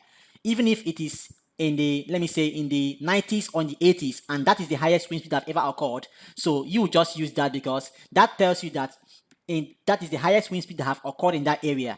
And also, like I was in a building design for a client in Jamaica, and I tried to research to find any weather scientist in Jamaica, but I couldn't find. So I just went to Google and checked what is the highest wind speed that ever occurred in Jamaica. And Google gave me the highest wind speed that ever occurred in Jamaica, which is 75 meters per second, and that was in the 1970s. And that was when everywhere was plain. There was no much building. All they have are just trees and vegetations. So I use that wind speed, but currently right now in Jamaica, you can see that they have most total buildings, which can prevent any wind wind speed coming to hit your structure, because there are already some, let me say, existing wind speed on that area. So this wind speed right now, it should not be an issue for you. If you don't have any weather scientists around you or they can contact, I would say you should just go to Google. And then you know that Google is the highest search engine in the world. So go to Google and research. You will see most people that have already uploaded some of their projects online. And also you also see Google weather scientists, which they have also done research on that area. So you can just pick the highest wind speed on that area and impute for this for your structure. But if you have someone that can calculate the wind speed for you, I would say that is the best also. But whichever case, the two is still okay. So right now, you just have to impute your wind speed just now. In this case, for this building, because this is a live project which we are designing for this case, the wind speed of this structure is 25 meter per second, 25.75 meter per second for the wind speed of this area for this case of this building. And also right now, the next thing to do right now is to also impute your minimum wind pressure. This simply means the the least wind pressure that can happen in that area. If you also do the same thing to ask Google, Google will also show you the lowest wind pressure that has occurred in that particular area which you're about to build your structure or the structure. So in my own case, the lowest wind speed that have occurred or wind pressure that have occurred in that area is 0.55. Okay, right now, on this place right now, they call it primary wind angle. I would say you should not put any value here on this angle because wind does not come from any angle. Wind comes from different angles that you cannot just define. So because you cannot define the angle at which wind is coming from, I would say you should just leave this place as 0 as default. Don't put any angle, don't put any value on this place because wind does not have an angle at which it goes or blows. Okay, so right now on this place right now you can see terrain and surrounding. On this place right now, terrain and surrounding. But let me just explain this for you again with using this diagram right here. Now, this diagram right now, this is just a screenshot which I did. Now, on this diagram right now, you can see that we used our wind speed just here to be 25.75. So what I mean is that, what I simply mean is that, let me say that wind speed of 25 right now is coming this way right now to hit on this structure. Let me say a wind is coming this way to hit on this structure, as you can see it here. Let me say this is the wind direction coming to hit on this structure just now. I can see it there. So the speed of the wind is 25.7, as you can see it here, 25.75 meter per second. So that is the wind of this wind. That is the speed of this wind coming to hit this structure, as you can see there. So the next thing right now to do right now is to now define the lowest wind speed that can occur in that area, and we used 0.55, which we have already defined. And then we say that wind comes from different angle because you don't know the angle that your wind is coming from. Wind comes from this angle and from this angle and from all other angles, as you can see there. So wind comes from different angle that you cannot define. So I would say just leave that wind angle as 0, as you can see it here. Leave it as 0. Next thing that you can do right now, the next thing to do is to impute your terrain and surrounding parameters. Now, on this terrain and surrounding parameters, you will see some values here: HO in meters, XO in meters, and delta X in meter also, and then distance to sea mean level. Now, I will explain this to you right now in details. Now, on these places right now, if you look at this diagram right now, you can see also they are showing you what this means. But I will use a live project, as you can see it here, to explain what this means for you right now. So I'll just first of all undo all this wind I have already drawn right now and choose another color to draw this wind. Let me use blue because winds are always shown by blue. Let me use blue to draw the wind, that the wind is coming this way. Let me use something on this shot to draw my wind, as you can see it here. Okay, so right now, what this thing is telling you right now, this wind speed right now, this place right now, which is the terrain and surrounding HO. This HO simply means, if you can see, if you read this, you see that this is the average level of rooftop of the building or height or permanent obstruction upwind on the site. Now, this looks like a grammar to you, but let me explain this right now to you in details, what this really means right now. This HO, which is the average height rooftop. So on this structure right now, on this structure, if your wind is coming, let me undo this again. If our wind right now is coming on this direction, let me say our wind is coming on this direction right now. This is our wind coming on this direction to hit this structure. This is our wind coming to hit this structure. Now, what this software Prota right now is asking you about this HO is what is the average level of rooftop of the building around the structure. Now, let me say this is a site. Let me just do another color again. Let me say this is a site that this is a land which we want to build this structure right now. And within this land, within this vicinity or within this site, there are other existing buildings. Let me use a color of blue, or let me use a color of yellow. Okay, yellow, yeah. Now, there are other existing buildings which they have already built around this area which you are about to build your building. Now, this Protastructure is asking you, let me say this is the building right now. This is the building. Let me ask, this is the building. This is an already existing building right now.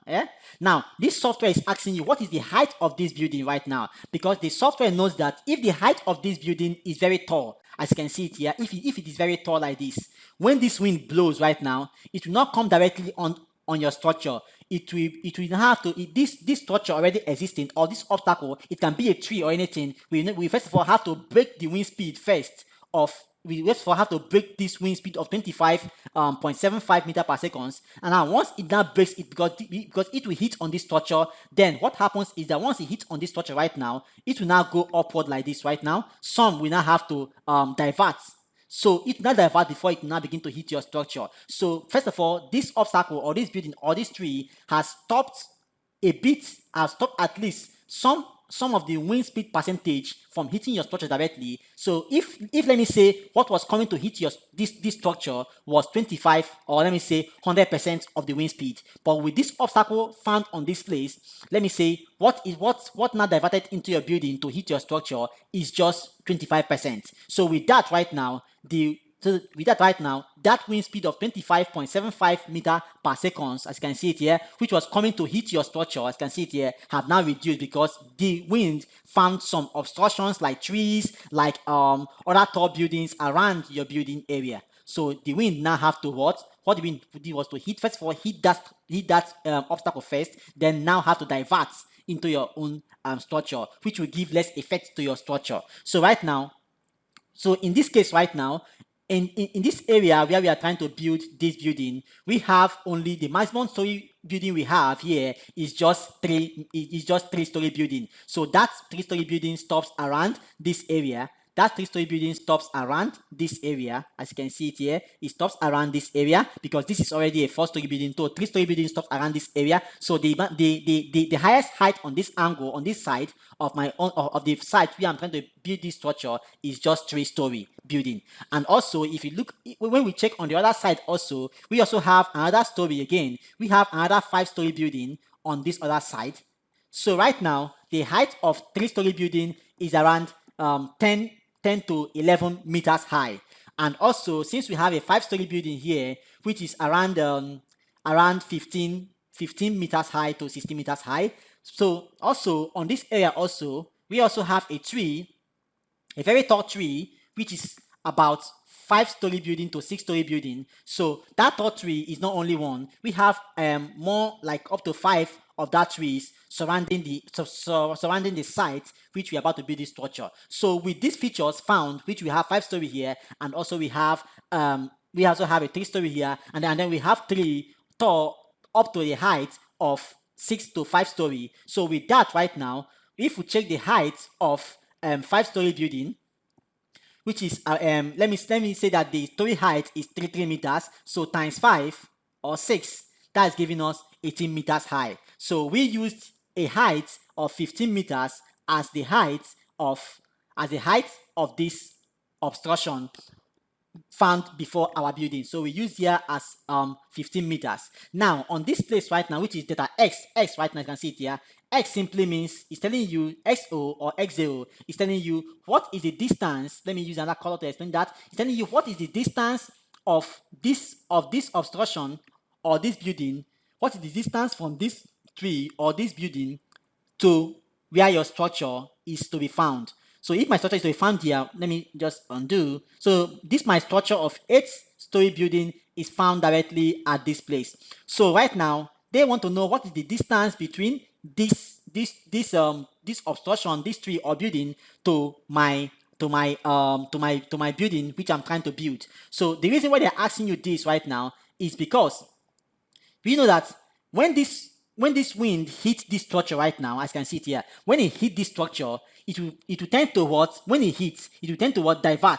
Now on this diversion right now, it will not just go straight. They will, before it gets to this building, if this distance is very long, before it gets to this building, some of the effect of the wind must have dropped, as you can see it here, must have dropped, and the wind speed must have reduced drastically before it will not hit your building. So if this distance is very long, if the distance of the obstruction before to your building is very long, that means when the wind hit that obstruction or that tree or that building, it will not divert, which will just give small effect to your building. So they are asking you all these things to know how they will now design this structure, because this program has already been designed, has already been programmed with all the factors and formulas that are used for wind speed calculation.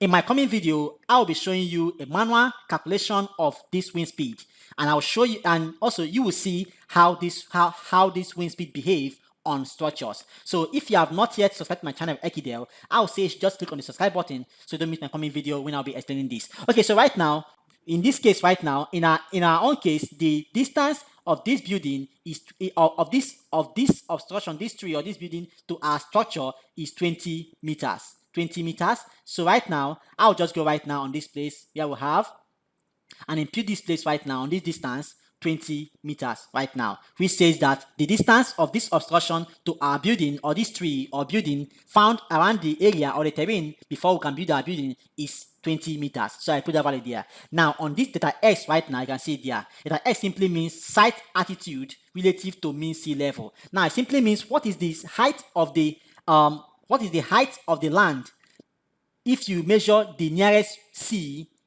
around the area.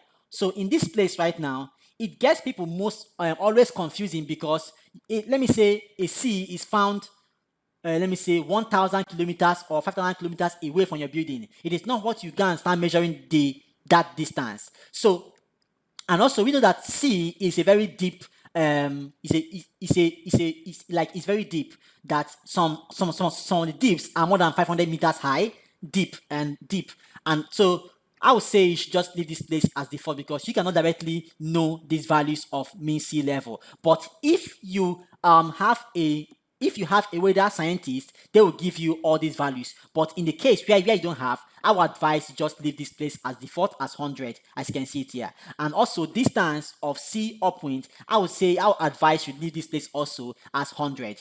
Now, in this place right now, as you can see it here, where they have site type. Now, this site type right now, you can see if you click on this tab, you will see site type. You can see a town and country. Now, I'll explain to you what this really means, town and country. Now, if I come to this image right now on this place, let me just undo all these things we have drawn already, since I already explained to you all what this thing means. Now, if you come to this place right now, what that town, this town right here, this town here, what this town and country simply means, what this software is telling you about town and country. When this software or Protastructure say town, what they simply mean is that, let me assume that you are trying to build this structure in New York. We know that New York is a very developed city, that it is hard for you to find any bushy environment in New York because almost everywhere is developed. At least 90% of New York is developed, are all you have buildings, tall buildings around the area. So this structure is trying to get more information from you, because if this building is to be sited in New York or in Lagos, let me say in Lekki in Lagos, Nigeria, you know that Lekki in Lagos, Nigeria is almost developed, that it is hard for you to see bushy environment in that area. So because of that, there are tall buildings in that area that can stop the wind effect from hitting your building that you're about to build. Now, if you choose town, you're instantly saying, if you go now and choose this place town, you are saying that this structure that we are designing for is to be built in a city like New York, or let me say Malaysia, where there is already where you have a large development, or South Africa, where you also have a large development, which is Johannesburg. Okay, but if you choose country, just like the name countryside or countryside music, it means that you are trying to go into the bushy area, like farmland area, and know what is found in that area is always trees, vegetation, and all that. So in that area, the wind effect of that area will be will be too much. So if you're trying to build this building right now in the countryside, what you're trying to say is that you have tall trees on that area, bushy vegetations on that area. So this software right now, we know that on that particular place being countryside, since it is a bushy area, the wind effect of that area will be much, because since you have trees on that area, when wind blows on the trees right now, it will stir up that effect of the wind. You can see that. So if you choose town, you're saying that this building is to be built on a developed city, and if you choose country, you're saying that this building is to be sited or built in a rural area like villages or closer to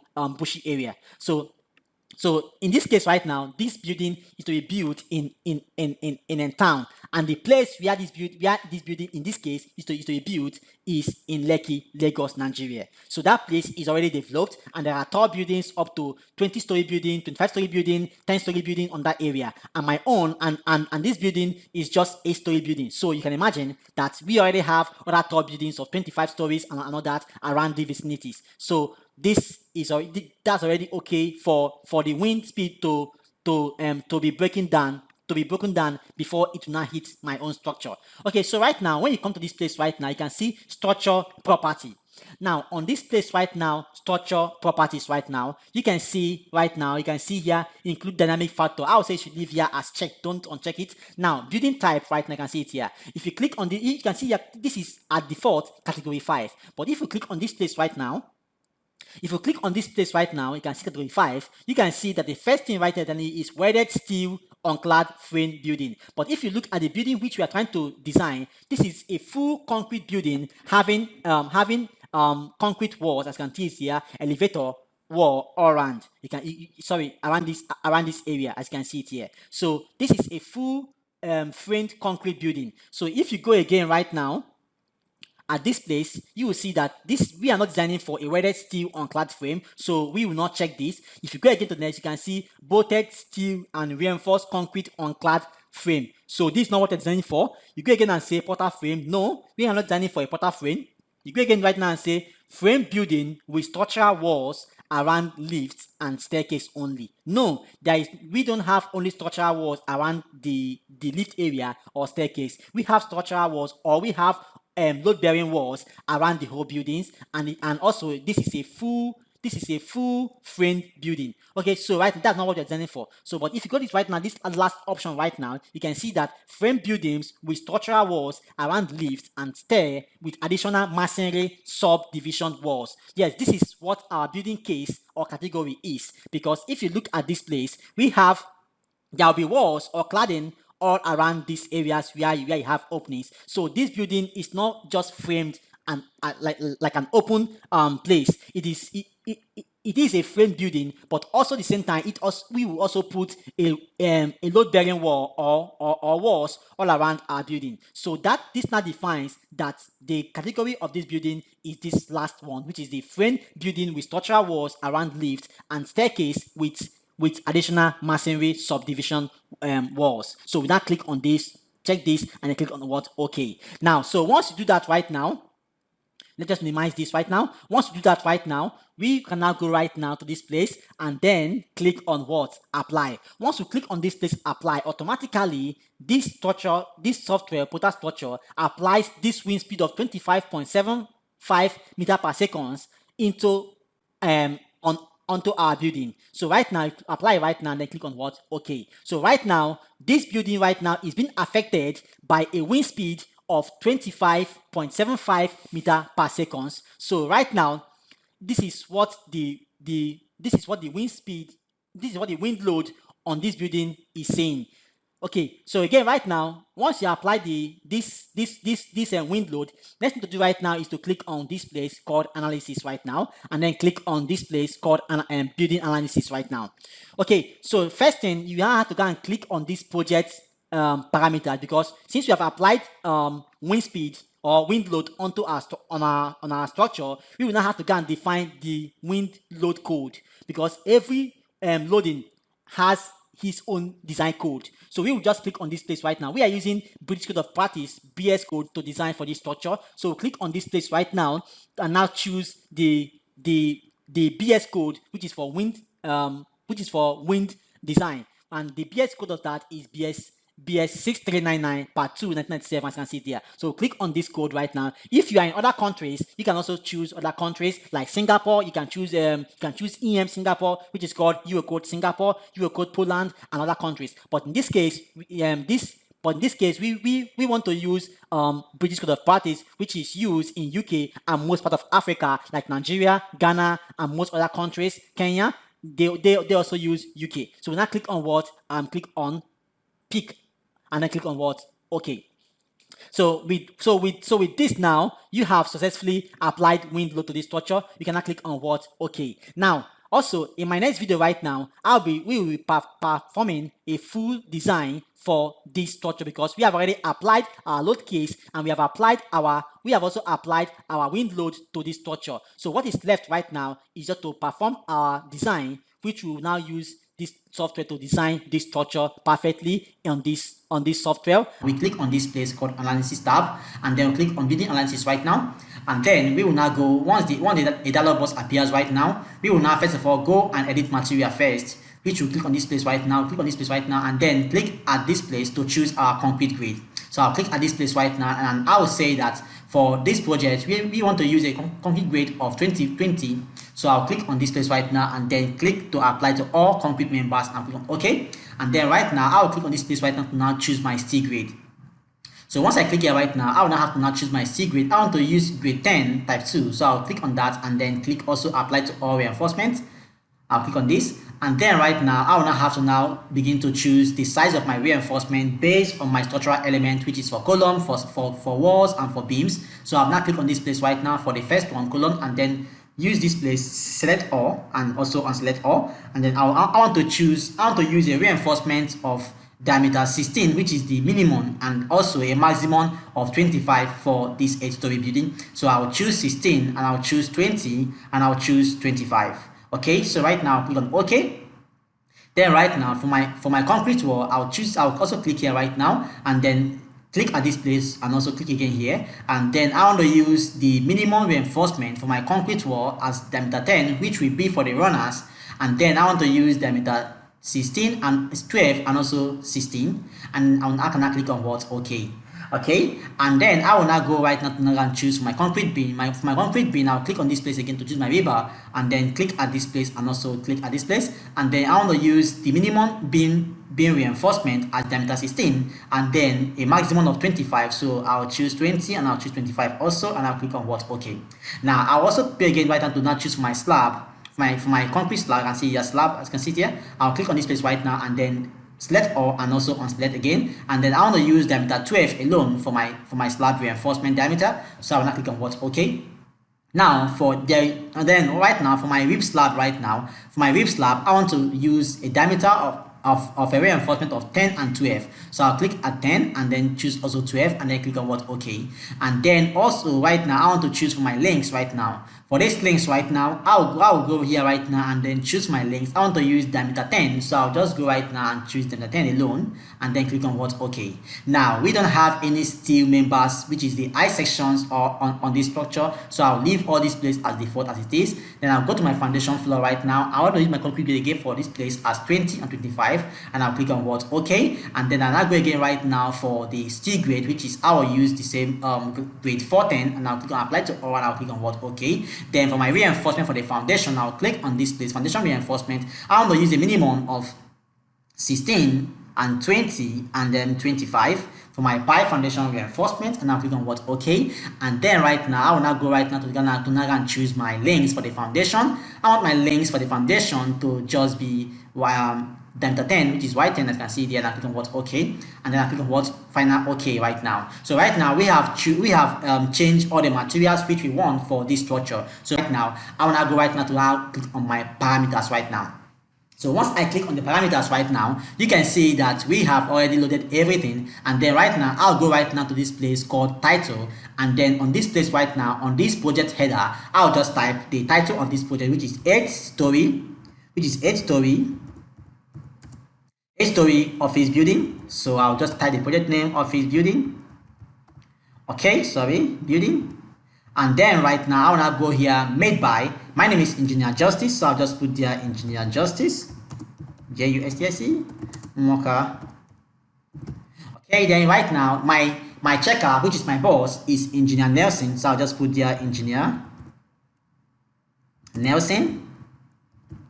And then just here right now, which is the project code, which is the project number, our own project number is for our company is EA092194. Okay, so right now the project date, the date of which I'm performing this social design right now is the 6th day of August. So I'll put 6th day of August 2022. Okay, so right now I have finished everything here, so I can now click on what? OK right now.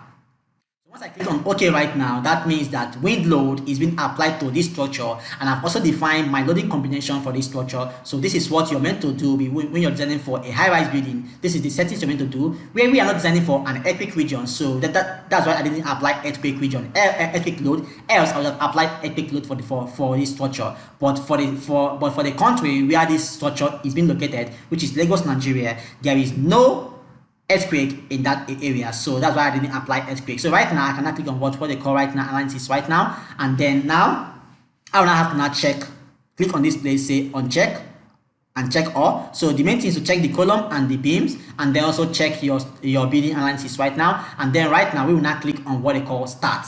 Now before we click on start, I'll first of all go to click on this place, which is building model check, to see if there is any kind of overlapping between slab or beam. So I will now click on this place to check my model right now. I will now click on what they call start. Now wait for this right now to now finish right now before we can proceed to our building analysis and design. Okay, so let's just wait right now. Okay, like I said again, if you have not subscribed to my channel Ekidel, I would say you should please click on the subscribe button so you don't miss our amazing videos, because right here on Ekidel we are committed to train civil and structural engineers to know what they're doing. Okay, so right now you can see that numbers of errors for our model is 0. So right now there is no issue in our modeling, so we can now say what close. So right now once we have done our building model check, I can now click on what starts. Once I click on start right now, it will now design this structure starting from the roof down to the foundation. It will chase all the load down to the foundation to now begin our foundation design. So right now I'm clicking on what start. So I'll wait right now for the process for the building analysis to conclude before we can now proceed to what we are here for today. Okay, so right now you can see that it is trying to check the member connectivity if they are okay. Right now it's trying to perform the building analysis. Right now you can see that it will take much time, but I know it won't take more than 2 minutes for this building analysis and design to conclude. So like I said before, if you have not clicked on the subscribe button, I would say you should please help us to grow and subscribe to our channel Ekidel. And also I will also say that you should also recommend your friends to come and also follow up and also subscribe to our channel and also learn and also get the benefit of what we are doing here at Ekidel. And like I said before, let me just recap to what we are here today. Like you can see that we added a wind load. Like I said, to add your wind load, you add your wind load once your structure is more than 10 meters high. It is there, you are meant to add wind load to that structure, because it is assumed that at the height of 10 meters that is where wind can affect a structure. Although in other places like Dubai and also desert area where it is prone to wind, the structure can be affected even at the height of 3 meters. But for the places where it's not prone to wind, that should be at a height of 10 meters. Also, in this month of August, we will be performing steel designs using Protastructure. So this is just to get you informed that we are trying to proceed to steel designs, because we have done a lot of concrete design using Protastructure, and from the comment that have been coming also through our WhatsApp platform that we should try to design for steel. So we are trying to show you also how to use Protastructure to design for a steel structures and for steel building. And we will also but the first thing which we are going to design for steel structure right here on Ekidel is to design for a bus stop station. And that will be coming this week, which is the second week of August 2022. Okay, so like I said before, we here on Ekidel, we are committed to train the upcoming civil and structural engineer to build their career to the highest peak of what they want.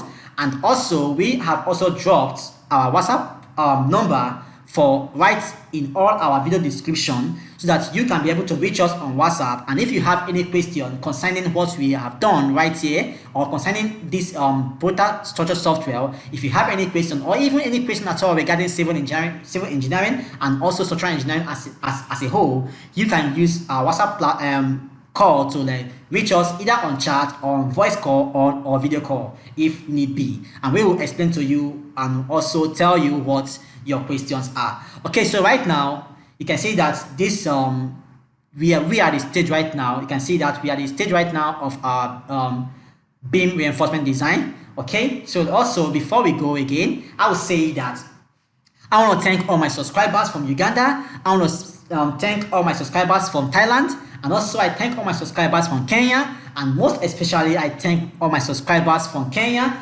also Nigeria. You guys are doing wonders by sharing my videos. I'll say thank you so much. And also I thank my subscribers from Dubai. You guys are doing wonderfully great by recommending your friends and also sharing this video to your social platform. And also we are also available at LinkedIn, which is still Ekidel. We are also available at Facebook. We also have Facebook page which is also at Ekidel. We are also available at Instagram at Ekidel. And if you check on our YouTube banner, you will see all our profile links. I would say that you should just click on them and follow us up there. So right now you can see that we have successfully concluded the building analysis and design, and this total time it took us 4 minutes 11 seconds to perform this full structural design for this 8-story office building. So right now I want to click on what okay. So right now I want to click on what close. So we have successfully performed the structural design for this structure, as you can see there. So in our next video I'll be showing you, because once you perform your structural analysis for a structure,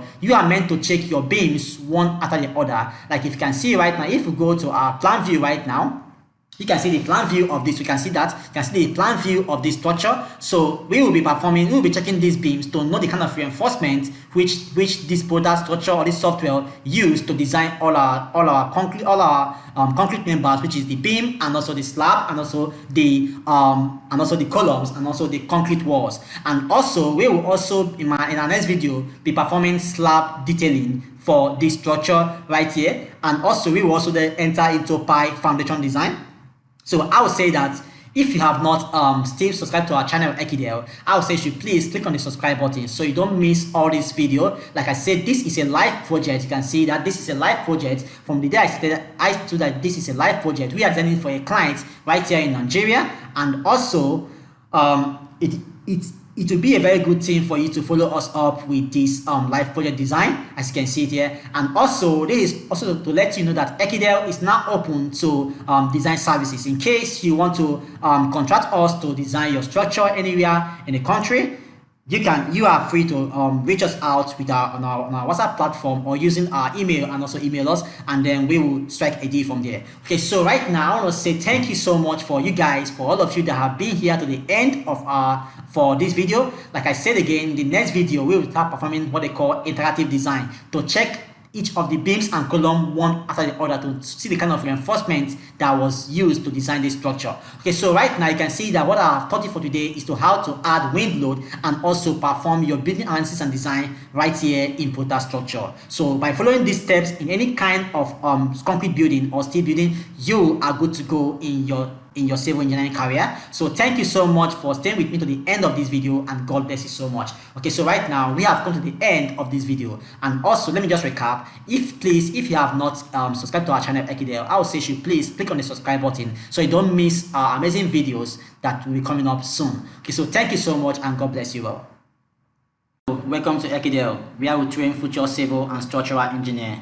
Okay, today we will be performing the part 4 of this 8-story office building live project design here in Ekidel, and we will be using Protastructure, as you all know. So today is the part 4 of this 8-story office building, and what we are doing today right now is to perform the interactive design, because in our last video we performed the full structural analysis and design of this 8-story office building. So today we will be performing the interactive design for this building. So right now, after you're done with your first analysis and design using Protastructure, the next thing to do right now is to now go and perform your interactive design. So to do that right now, we will now have to now first of all check on this visual interrogation. So right now I'll click on this place called visual interrogation, where I'll have to now see the members that fails and the members that are okay. So once I click on there, this will come out right now. I will now click on this place called design status right now. So I'll click on this place right now and I click on OK. So you can now see that all our colors have now changed. We are having two colors, as you can see it here. We are having green and we're also having red. Now looking at this design status right now chart right now, this is the chart where red color shows that member has failed, and yellow color means that it is a warning, and then green color means that member is okay, and white color means that that member is not designed. So right now we have green and also we have red on this model right here. So looking at this right now, you can see that we have red here, that most of our columns are green. All these columns that are showing green means that the means that those columns are perfectly okay to withstand the wind load of this on this structure. So right now we will have to now go and perform interactive design to check the reason why all these members that are showing red failed. So right now we will first of all check on this column right now. So let me check on this column right now. What is the reason why this column failed right now? So to check that right now, I'll first of all right now click on this place to check the kind of reinforcement that was used to design this column. So I'll click on this column right now, then I'll now come here outside here, right click, and then a dialog box will appear where I'll now click on this place called column section design. So I click on this right now. Once I click on this right now, a dialog box will appear where I'll now perform what they call interactive design, because you as an engineer, you have the right to change the kind of reinforcement that was used. So right now you can see that the reason why this column was failing is because this software used diameter 14 number size of reinforcement to design this column of 600 diameter, as you can see it here. So, and which is not possible. It is never possible for diameter 14 to design for an 8-story building for the column at the very ground floor, which is not possible. At least what can make this column to pass should be at least diameter 25 of the reinforcement. So right now I want to now do that interactive design right now. What I'll do right now is first of all click on this place called select bar, as you can see it here. So right now I will now go here right now and click on what they call interactive design right now. So you can see that once I click on that select bar, it changes the bar to diameter 12, giving you a simplest bar. But right now, once you perform this what they call interactive design right now, what will happen is that it will now use that reinforcement that is good to perform this design perfectly. So if I click here right now, you can see that all the things that is passing right now, you can see that there is still failure, and the failure is saying that section size must be increased. So right now I will now go here right now increase our section size. So it means that this column cannot be able to pass with 600 diameter. So right now if we try 650 diameter right now, if I say update right now and I go here right now and click on what interactive design to now design that column separate, you can see that there is a slight chance for this column to pass, but this column is still passing under stress. As you can see there, it has shown the reinforcement, but it is still having this column is still under stress, under axial load upper limit. You can see there still showing section must be increased. So right now I now go right now to increase 675 diameter right now, and I can go and I click on what update. So the size will change. Then another way can click on what interactive design right now. So you can now see that this is perfectly okay. So for you to make sure that your column is okay, once you're performing this interactive design for any column that fail or for any members that fail, you must see this kind of thing right here. You must not see any warning message. Now you can see that what passed this column was 10 numbers of diameter 25 bars, as you can see it here. So right now we're gonna click on what okay, and then once we click on okay right now, you can see that this column will change to green, means that it is not perfectly okay. So right now let's wait for it to now update the new numbers of reinforcement, which it will now change to green. So you can now, if you now click as you can now see that now that this column has now changed okay, and green means okay. So this column right now is not designed right now. So right now let us check again if we have any other column again. So looking at this up here right now, you can see that we also have a column here that is showing red. So we also make sure that this column is perfectly okay. So click on this column right now to now check on what they call interactive design. So click on this column right now, right click, and then check on what they call interactive design right now, and now click on what column section design. Now dialog box will appear, which will now perform our interactive design right now. So this is what you must do after performing your first analysis and design in Protastructure. So right now we'll now go and check. First of all, check for this. First of all, you do this right now and save it select bar. Then now click on what interactive design right now. So let's wait for it to finish designing interactive design. So you can now see that what is passing this column was 11 numbers of 25 diameter bar. So you can now go here right now and click on what okay, and then click on what okay.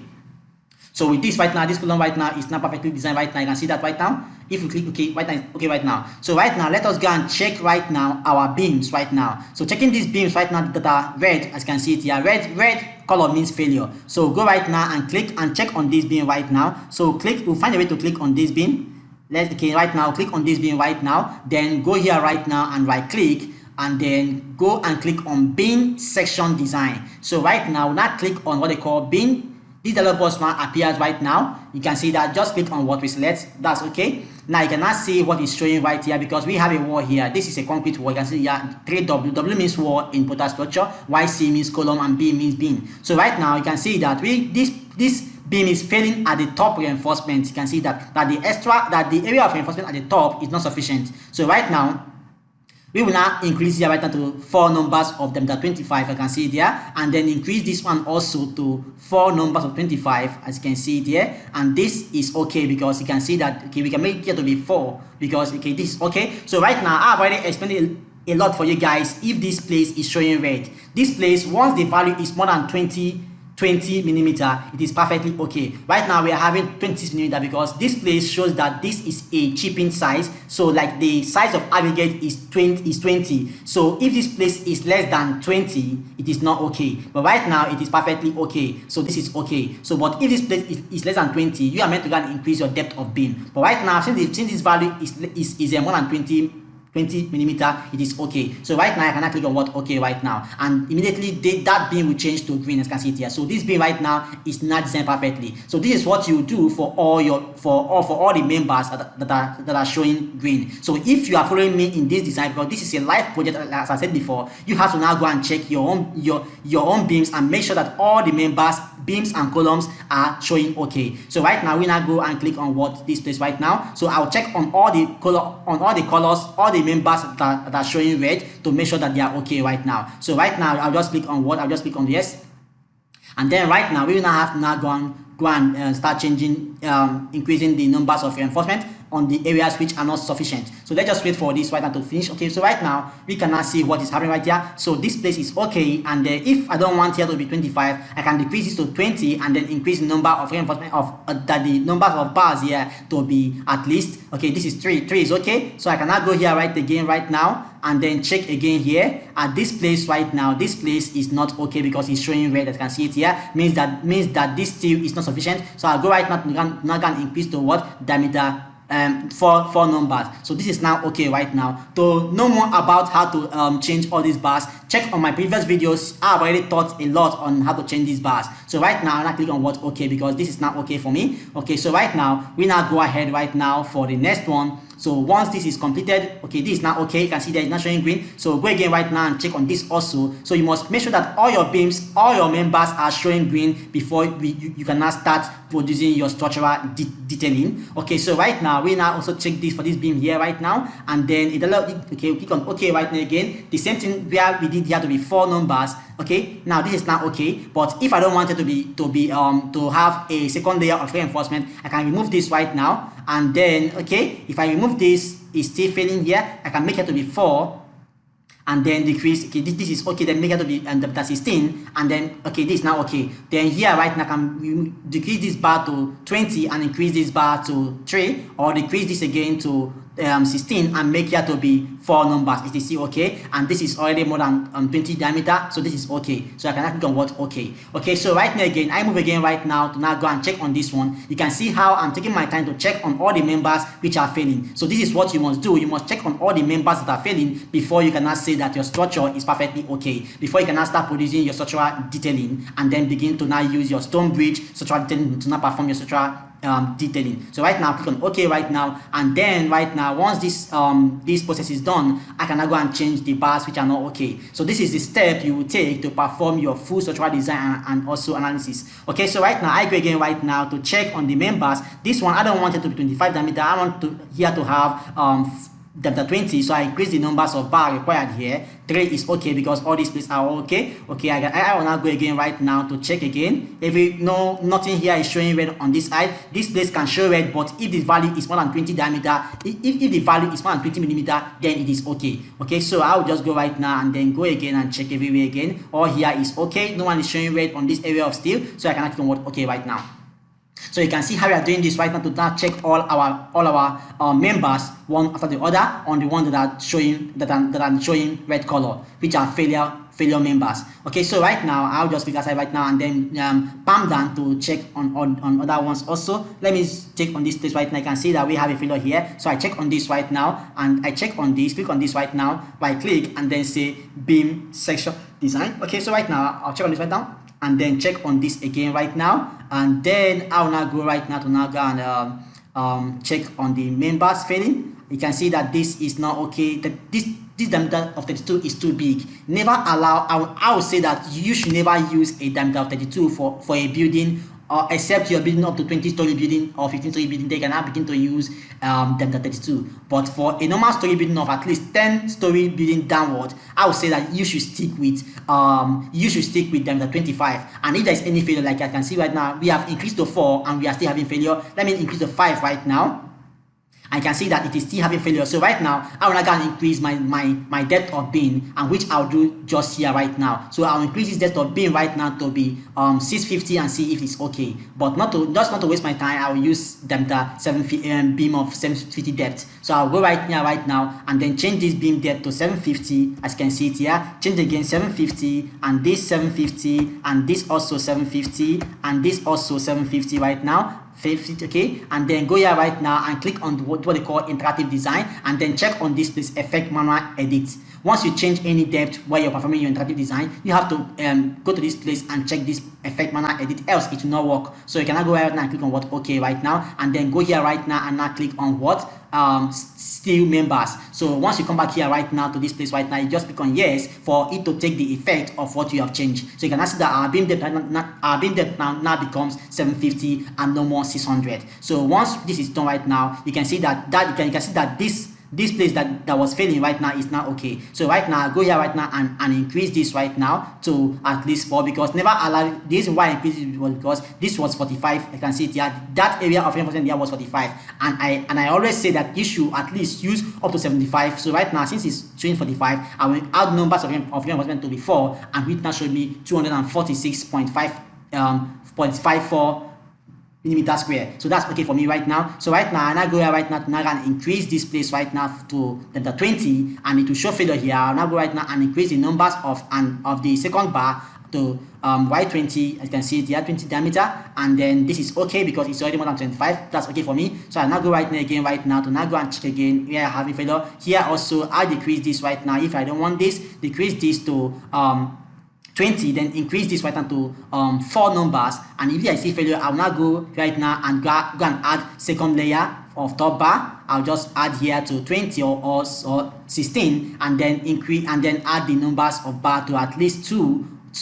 So then go here and then choose here bar layer to be 2, second layer. Okay, I've already explained a lot for you guys. So if you have any issue on this place, watch on my first video or go to my playlist where I say full structural design using Protastructure, and you will know more about this. So right now, this is not okay right now because everywhere is okay on this area, and this values here that is showing red on this area where I'm having space and bar spacing is already more than 20. So this is okay for me, and we are right now on what okay. So that being right now will not be shown green, showing that that beam right now is now okay. So this is what you are meant to do as a civil and structural engineer if you're using Protastructure for your design. You have to check your beam one after the other, even those ones that are showing green. Check it to know the kind of reinforcement this software used to design your beam and your columns and your slab or your structure for you. Because if you don't check it, you might have issues during detailing. So right now, I would just say let it just finish changing all the size of that beam line to 750. So right now, I would say that please, if you have not clicked on our subscribe button, I would say you should click on the subscribe button, and because we will be performing a pipe foundation for this structure. So right now, if I click on outside right now, you can see that this beam right now is now okay. So right now, I'll go again and check again on this beam also. Let me check on this one right now. I'll click on the beam right now, and I click again and check on what beam displays. Okay, right now, and then the dialog box appears right now. Okay, like I was saying before, we will use a pipe foundation for this structure. So if you have not subscribed to our channel, I would say you should not miss this opportunity, because we will be teaching more and more about structural design. So right now you can see that if I come here right now on this beam right now, this is failing, this is showing 32, and if I try to decrease to diameter 25, here I'll be failing right now. So I'm not going to increase my depth of beam to 750 or 650, but I don't want to waste my time to now start changing beams and depth of beam every time. So let me just go and choose beam, because from experience I already know that what we be able to withstand the load on that beam is 750. So I will always say that if you are following Ekidel, just give yourself within the next 2 years, you will have all the experience as a civil and structural engineer, where you can now determine the size of beam that will be able to pass a beam, or that will be okay for a beam perfectly for a design without even you performing the structural design. So right now, just click on this okay right now, and then go ahead right now and now click on once it's done right now, start changing my bars, numbers of bars and all that. So right now, like I said before, I would take to be 20 right now, and then increase this right now to 3 numbers. If I to 3 numbers 20, and that this now will be okay. Okay, so right now, okay, this is still lower than 75, so I'll go right now and do this. Most people accept that, but me, I don't accept that. I like to have my area of steel to be at least lower than 70, higher than 75. This is not also okay, because this is showing 47. I'll also increase this to 20 and check what okay. This is now okay right now. So right now, when I go again right now, these are all okay because they are more than 20. So I'll go again right now to reduce this to 20 and see what's happening right now. So I'll now go again right now and add a layer right now, decrease this to 20 or 16, and then 16, and then increase my numbers of bars to at least 3. And if it's failing, I'm not going to increase to the size of bar to 20. So I'll check 3 right now, and then go here and change the layer to layer 2, because this will be layer 2. Soon I'll be taking you guys to site to show you guys this how they place this reinforcement on site. But for now, let's begin our design first. Okay, so right now this is now okay. You can see that all the area of steel area right now, they are all okay, as you can see them here. No one is showing red, and no value is below 75, as you can see it here. So right now I'm not clicking on what okay right now. So that beam right now is not perfectly okay. So right now I go again right now to go and check the next beam once this other box closes right now. I check again the next beam right now, and so on and so forth. We will be doing that until we have checked all the beams that are in this place. Okay, so right now, then I was okay, is trying to change the depth of beam, which we have just adjusted to 750, as you can see it here. So right now that beam depth, all the beam depth on that line or on that grid line, we change to 750. Okay, so let us wait for that process to be completed. Okay, so right now I will say that in my next video we will be performing the slab detailing for this 8-story office building. Okay, so you can see that this is now okay right now. You can see that. So I go again right now go and check again this particular one here. So I go, okay, just spam down. Okay, let me check this right now, this one here, and check this right now. So in my next video I will be performing a slab detailing, sorry, for this 8-story building, where we have to detail each and every floors. So you can see the reason why you need to subscribe. But if also you don't want to subscribe, also I would say you can leave it. But the reason why I would say you should subscribe is that you don't miss the video when we are going to post the video. Okay, so right now I just increase this to like 4 numbers, and increase to 25, and then decrease this right now to 3, and then remove this. Let me see that okay, this is to be needed. Okay, so I will leave this to 2 because it's already more than 75 here. So these are all okay right now. I'm not clicking on what okay. Okay, so right now we are done with that particular you can see that this is not okay right now. So except your beams or except your members show green, that is not okay. But right now, since it shows green, it's not okay right now. So I check this on also right now, and then check on this beam section design right now to check the beam, the kind of reinforcement that was used to design that member for me. I will not check again right now. Once the other box appears, I'll just say yes on this place right now, and wait for the for this software to just choose its own reinforcement first before we can change our own. Okay, so let us go ahead right now. Let us see what okay it gets all this right now. I don't like using 2. I like to make it 3, 20. If it okay, you can see that this is now okay. So right now I go right now to now and change on this place right now to check if everywhere is okay here. So this is okay, perfectly okay, but this place right now is still okay because it is more than 20 millimeter. So I'll just right now click on what okay right now. So we have checked all that beam on that line, and which is perfectly okay. So you can see how we are taking our time to teach you guys here how to use Protastructure for performing structural design. So you can see how far we have gone. Remaining, let's check on this right now. You can see that this one also is having issue. It's as if it's hidden, but no way we are seeing you right there. So you can see how we are doing. Okay, so we check. Okay, click on that beam right now, and then right click, and then say beam section design. Okay. So you can see how we are doing right now. You can see how we have modeled this building from scratch, from the ground floor down to this level. And I'll say that this is a live project, so that is why you are meant to follow it up, because even when we are performing during the construction, I'll also be showing you videos on how they're tying those reinforcements, so you can see the reason why you're meant to subscribe, because this building is for at least 2 to 3 years duration. So I'll be updating you guys on this structure while we're performing all the construction. So let us check right now and do this right now, and then go here and then check the piles that are okay. Right now I go right now to decrease this right now to 3 numbers. Okay, 4 will be okay. 3 was not sufficient, but 4 was sufficient. Okay, so right now go here right now and decrease this to 4 numbers again, which will be okay, because once I decrease now to 3 will be failing. You can see right now 3 is failing, so 4 will be okay, because this beam is like a critical beam. So I go here right now again and decrease this to 4 will be okay on this side. 4 will be okay, that's it. Okay, here again 4 will be okay also. 4 will be sufficient. 3 will not be suitable. You can see that this is giving you 1.58 area of steel, which is not okay at all, because any mistake that this beam will fail. So it is always good to have your value more than 75 area of steel. Okay, so right now this is not perfectly okay. I cannot click on what okay right now. Okay, so right now you can see that we have already gone far. We are almost done checking all our beams on this 8-story office building. Okay, so right now let us go ahead again and check again what we have again right now. So once this finished right now, I'm changing the depth of that beam. You can see that it's trying to change the depth of the beam. Okay, so right now you can now see that this is not perfectly okay right now. Okay, so now to go again right now, there is something showing red on this other side again. So we go here right now again and check on this other side again. We are having red on this side again. So we go right now and then check also on this beam. This beam is showing red, you can see that. So check on that beam, this one also. Let's check on this one first, and then check perfectly on this right now, and then check the beam that are all showing red on that area. So check on that right now, and then go here right now. Once that alert box shows, we say yes first,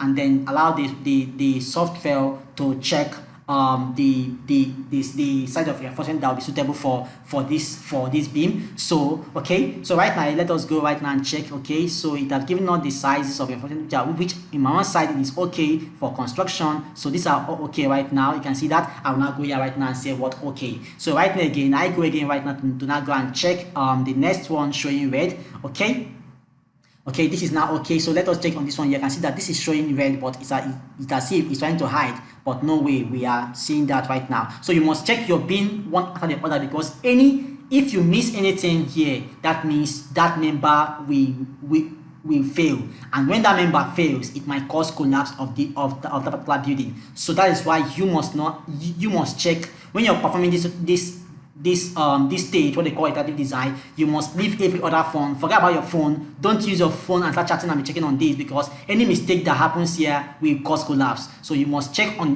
You can see that this is showing 0.48 area of steel. So I'll have to go and increase the size of bar to at least give me a good size to at least 75, 175. Okay, this is not okay right now. So you can see how I'm checking my beams one after the other, because this is a live project. That's why I am not I'm checking all these things one after the other. Else I would have just say you guys should just take the first step which I took, and then just conclude it. So you can see how I'm taking right now. So once you're performing this stage, make sure you avoid distraction, because any form of distraction will make you to miss maybe one of the members which is failing, and maybe you didn't see it very well, and then you just go right now and then produce all your details, and which they will use for the construction, and then boom, all you just see is collapse during the building, and that is what causes collapse. What causes collapse is just a minor things which would have been avoided during the construction, during the design stage. So you can see how you're taking our time right now to not check the side of reinforcement, which is okay. So you check off all this. So let me reduce this. I don't want 25. Let me check it that way. Okay, and let me increase this to add a layer for this, because 25 size of reinforcement is is way too costly for most clients to afford. So as you know, we don't just design our building to stand, we also consider economy. of also for the to save money for the clients. So this is now okay right now. Okay right now. So you can now see that here on Ekidel, we are not just teaching you just to design, we are also teaching you how to also economize material to be able to for you to win that contract, because for you to win the contract, you have your design must be suitable and also it must be economical. So let us check this also. You can see that this is also failing right now. So check this right now. So you can see how we're taking our time to check each of these beans. If this was not a live project, I'll just do one of the checking and then ask you to go and check off for you. So that is why you have to follow Ekidel and also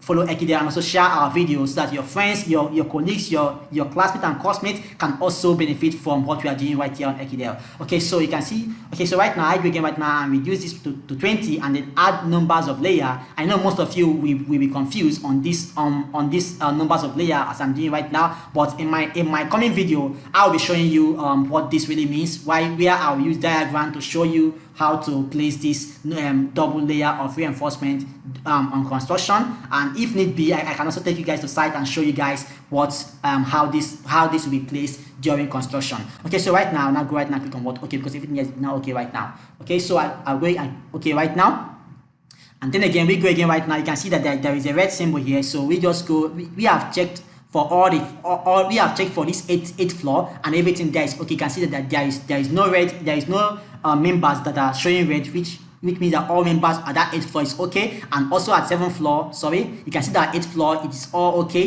You can see that, and also our 7th floor also is also okay. You can see that all members are okay, and also our 8 floors are perfectly okay, and you can also see our concrete walls also, as you can see them here, is perfectly okay. So right now let us go on this place, which is the this floor. This floor is 4th floor. You can see there. So let us check this beam because it's like it's failing right now. So check on this right now and then go and check on this right now to check the kind of reinforcement that was used on that beam, why it is failing.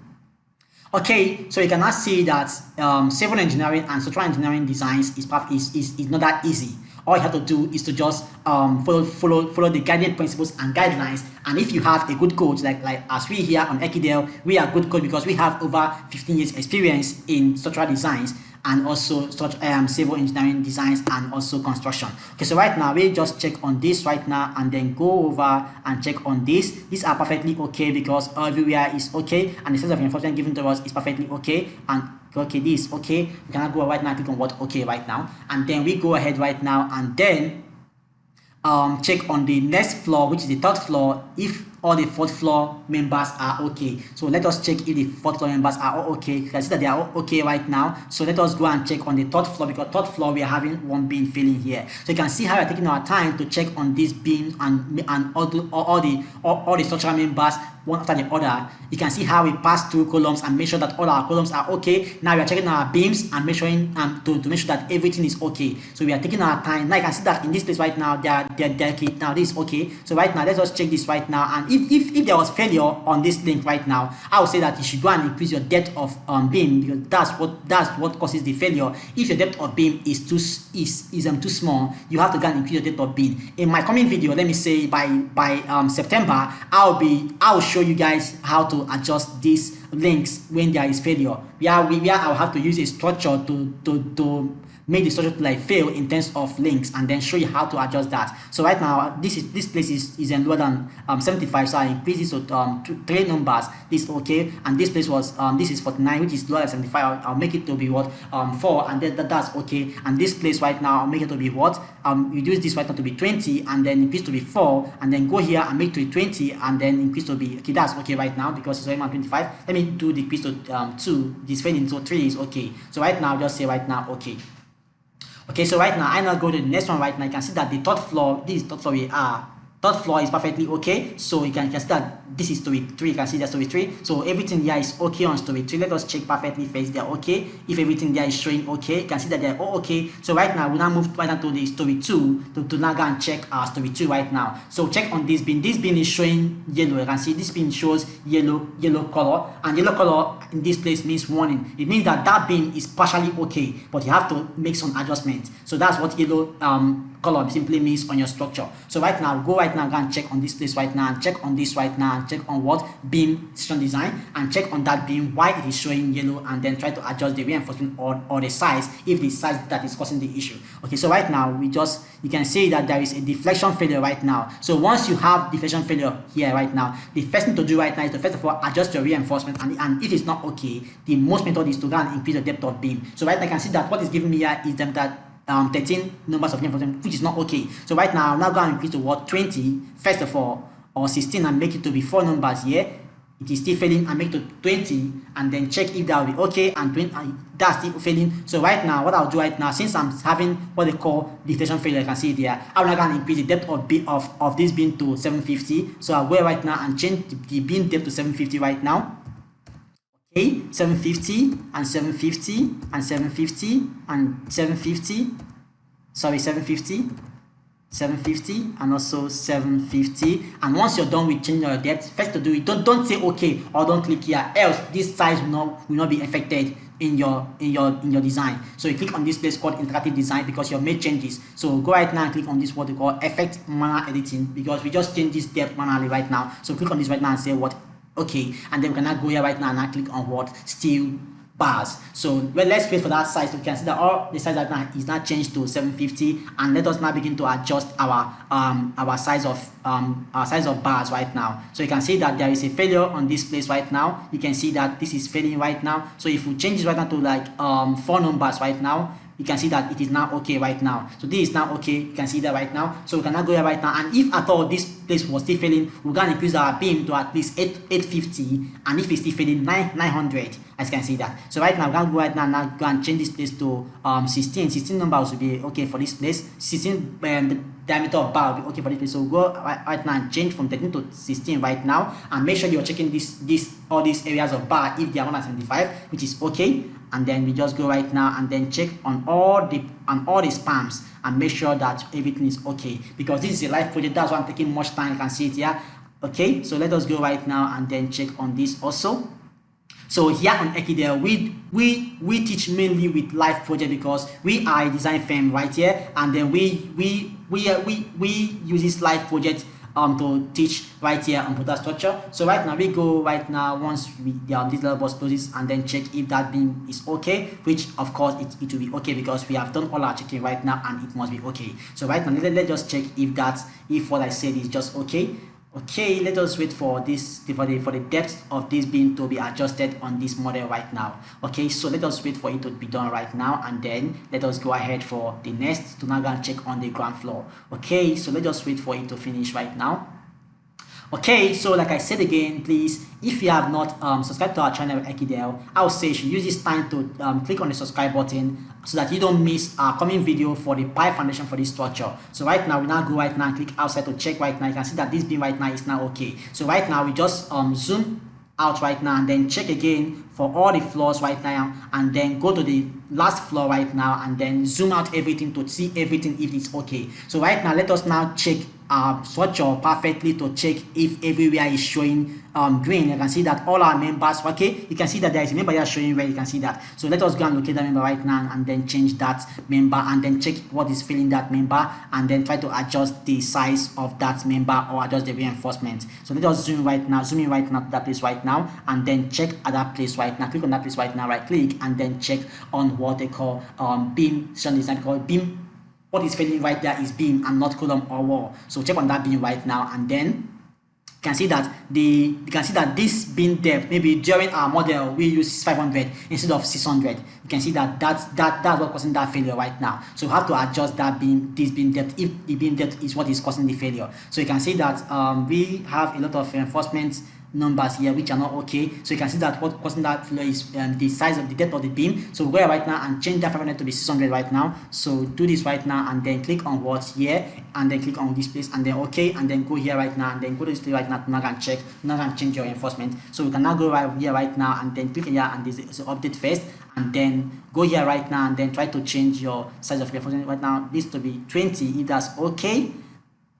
That's okay, and then we go here right now and then I can make this to be 20 and increase this to be 4 because it's not really that good to use 25 because of the cost efficiency. Okay, so right now you can see that this is now okay. Right now this is already more than 75 area.